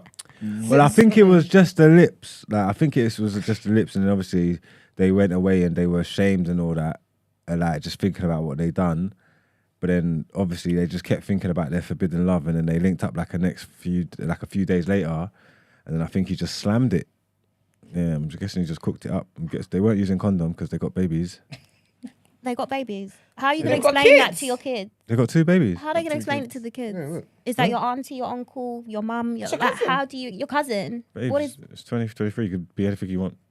This is if you can be anything you want. I don't know. You Not can just talk to kids. sister cousins. Sister girl. sister girl? Sister cousins. Sister girl. This is your Sister mum, cousins. your mum's sister. Yeah, you could be anything you want. You could be anything you want. So this your day and age. dad is also your uncle. Your uncle, this is your mum, auntie. Your auntie mummy. Your auntie mummy. No. You Crazy. should have never had free will. But yeah. They're going for it. I wish I could put going for it. these They've got pictures 2 up so kids. you can They're see these definitely got going for lips it. on each other and that. So what? They got the same dad? Would it be worse if they had the same mum? Same I don't think same that makes a sickness. That's difference. brother and sister. No, as opposed to the same dad. Oh, if it was the mum instead of the dad. I Yeah. don't half any type think of it blood matters. relation. I can't. No. I just said, would it be worse if they had the same mum? Would it? No. No. That's your answer. No. I think it's crazy either way, but having the same mum though, like. No. No. It's literally, it sounds exactly. It's, No, but do you know why? It sounds Because- exactly the same thing to me. Do you know why? Yeah, because with the mum thing, in my mind, I'm kind of seeing that the mum had both of them in the same House house for Bred a them certain, together. you know what I'm saying, for a certain amount of time. The dad might have just Yeah, but did it's the his thing same. It's the same gone. sperm they share. Yeah. That makes no difference. It's still the same thing. And the mum could have been absent. It was the dad that raised. So, you know. Yeah. Might not have been. Either way, they had the same grandma. Is weird. It's all weird. Family reunions and all that should be quite easy to deal with and that. One household. Christmases and that. There's So no one household. there's You no gotta- problems there. No politics of who should we visit. There's a method to the madness. There could be benefits of this. Like what? No, yeah. I told you don't have to travel at Christmas. You might get less presents though. You've got less aunties, less uncles. And stuff. That's true. Yeah, the kids. Oh, so the kids have only got one granddad. Oh, In it. Exactly. Yeah. That's right, innit? Yes. Huh? They do. They only got one granddad. Where you would get 2 Yeah. presents from 2 granddads, you only got one. Who's Yeah. got to make up for it? Yeah, they missed the trick, boy. Yeah. Oh no, that is that is foul. Odd. Why do you think people are kind of against it though? Realistically, people are against, obviously for good reason. But I'm saying like realistically, why is everyone against this? Is it because you feel incest is just wrong, or do you feel because as humans we feel genetically? The animals don't do it, do they? What? I don't know. I don't think I so. don't think the animals do it, man. No. If the animals And don't if do the it, animals don't do if it- the animals don't do it, we ain't got no business doing it. That's crazy. Like, because if the animals don't do it, then So why is Because everybody? animals have why, no standards. But animals like cows don't go and eat goat milk, drink goat milk, but humans do. yeah, but humans are gluttons. Yeah, but get me? animals, they eat each other. I don't go around eating other human beings. No, but they're not gonna eat their own something. And you're a big man. Unless- If you was Boy, you'd putting, be Unless it's surprised. pigs. if you was putting breast milk in your Weetabix, I think they'll be judging you. So we ain't got no choice. I don't even think we want to use the goat milk. We just ain't got. We just So we ain't don't. got no other We milk. just don't want to get judged. You get what I'm trying to say? I reckon the man. Imagine, There's yo. definitely people who use breast milk. There's They definitely. are. Come They on. want- The man 100%. probably, I've never heard of it. probably wants up the breast milk, but they just don't want to get judged. You get me? Ridiculous. Like that guy got caught on his thingy. On innit? his wedding day. Wedding day. That was stupid. Yeah. Nah, this is incest of the highest order. Like I said, I wish we could scroll through these pictures so you can see these like lips in each other, just living their best life with the kids on jet skis. They don't have to worry about the DNA splicing thing in it because it's not full. No, So- they still do. Genetically, yeah. I was gonna say that. Oh, do they? Yeah. If you mix, yeah. And even in like certain like Islamic, like where sometimes they might cousins or third, fourth cousins, then there's sometimes like skin diseases and other kind of like genetic issues with children because of the fact the families have mixed and so forth. It's actually crazy. Well, yeah. The impact it can have. I remember, I think it was like maybe a couple weeks ago, I saw one article from one guy basically, who basically his thing was, I think it was anyway, he'll go through like rural parts of America, innit? Look at these communities and stuff like this, right? And he came across a particular community where it was just pure incest. Everything was just inbred, everything, right? Some of these people couldn't even talk. Just grunting. This is how they communicated. Grunting about what? I don't know, like, it needs to be interpreted, innit? What do you mean? Like they can't speak English or... Couldn't speak language. Well, the grunts was the language. So you'd be like, oh, hi. Yeah. Mad. Well, is that because of their DNA mixing? Was that illness? I don't know. To be fair, they are kind of away from like normal society, innit? So a lot of this is probably like learning difficulties and things of that nature as well, yeah. But the incest as well, like you're saying, it leads to that as well, disabilities and stuff like this. And they just keep doing it. Yeah. And he must have went back there after like 10 years or so. And he just saw them, how they progressed, if you want to call it progressed. Regressed. And, you know what I mean? And stuff like that. You know Yeah, what's it's mad? crazy. Like, you could be the black sheep of that kind of family because you don't want to bury your brother. Yeah, Now they want to cut you off. Now that's the worst thing you could ever do. How are you walking away from the family? And you want to get... If they cut you off though, you're walking into greener pastures. Mate, Get out of there. you come out there and everyone doesn't know you're dead. You're living life, mate. They're moving like real life Targaryens, bro. That is sick. Well, yeah, I think we've unpacked that enough to say that incest is wrong. Yep. Incest is wrong. These ain't right. I wish you could see how these are just hugging and kissing up and just loving each other. You get me? That's weird. Yeah, no, they're going for it. But big up them though, man. Each to their own, man. They're definitely done it here though, man. That is wild. That is wild. Man said they come to London. It was the first time they could openly be in a relationship in public. See? No, know them. No. We don't know your story. We Like, don't you know would've your been run out. story. You would have run out of town. Of course. How can you say we don't... You came to the UK and you felt... No, you didn't feel accepted. We don't know your tea. Yeah, we didn't know. As soon as people know your tea, you're out of here and you will never be able to come back. Londoners are judgy. If they knew your story, you Mate. would have liked it. 100%. Facts. Yeah. Even like we're a progressive society. Not that progressive. Nope. Nope. Oh God, little incenses, man. Yeah, these are they're done at air, man. So let's get into our outro for today.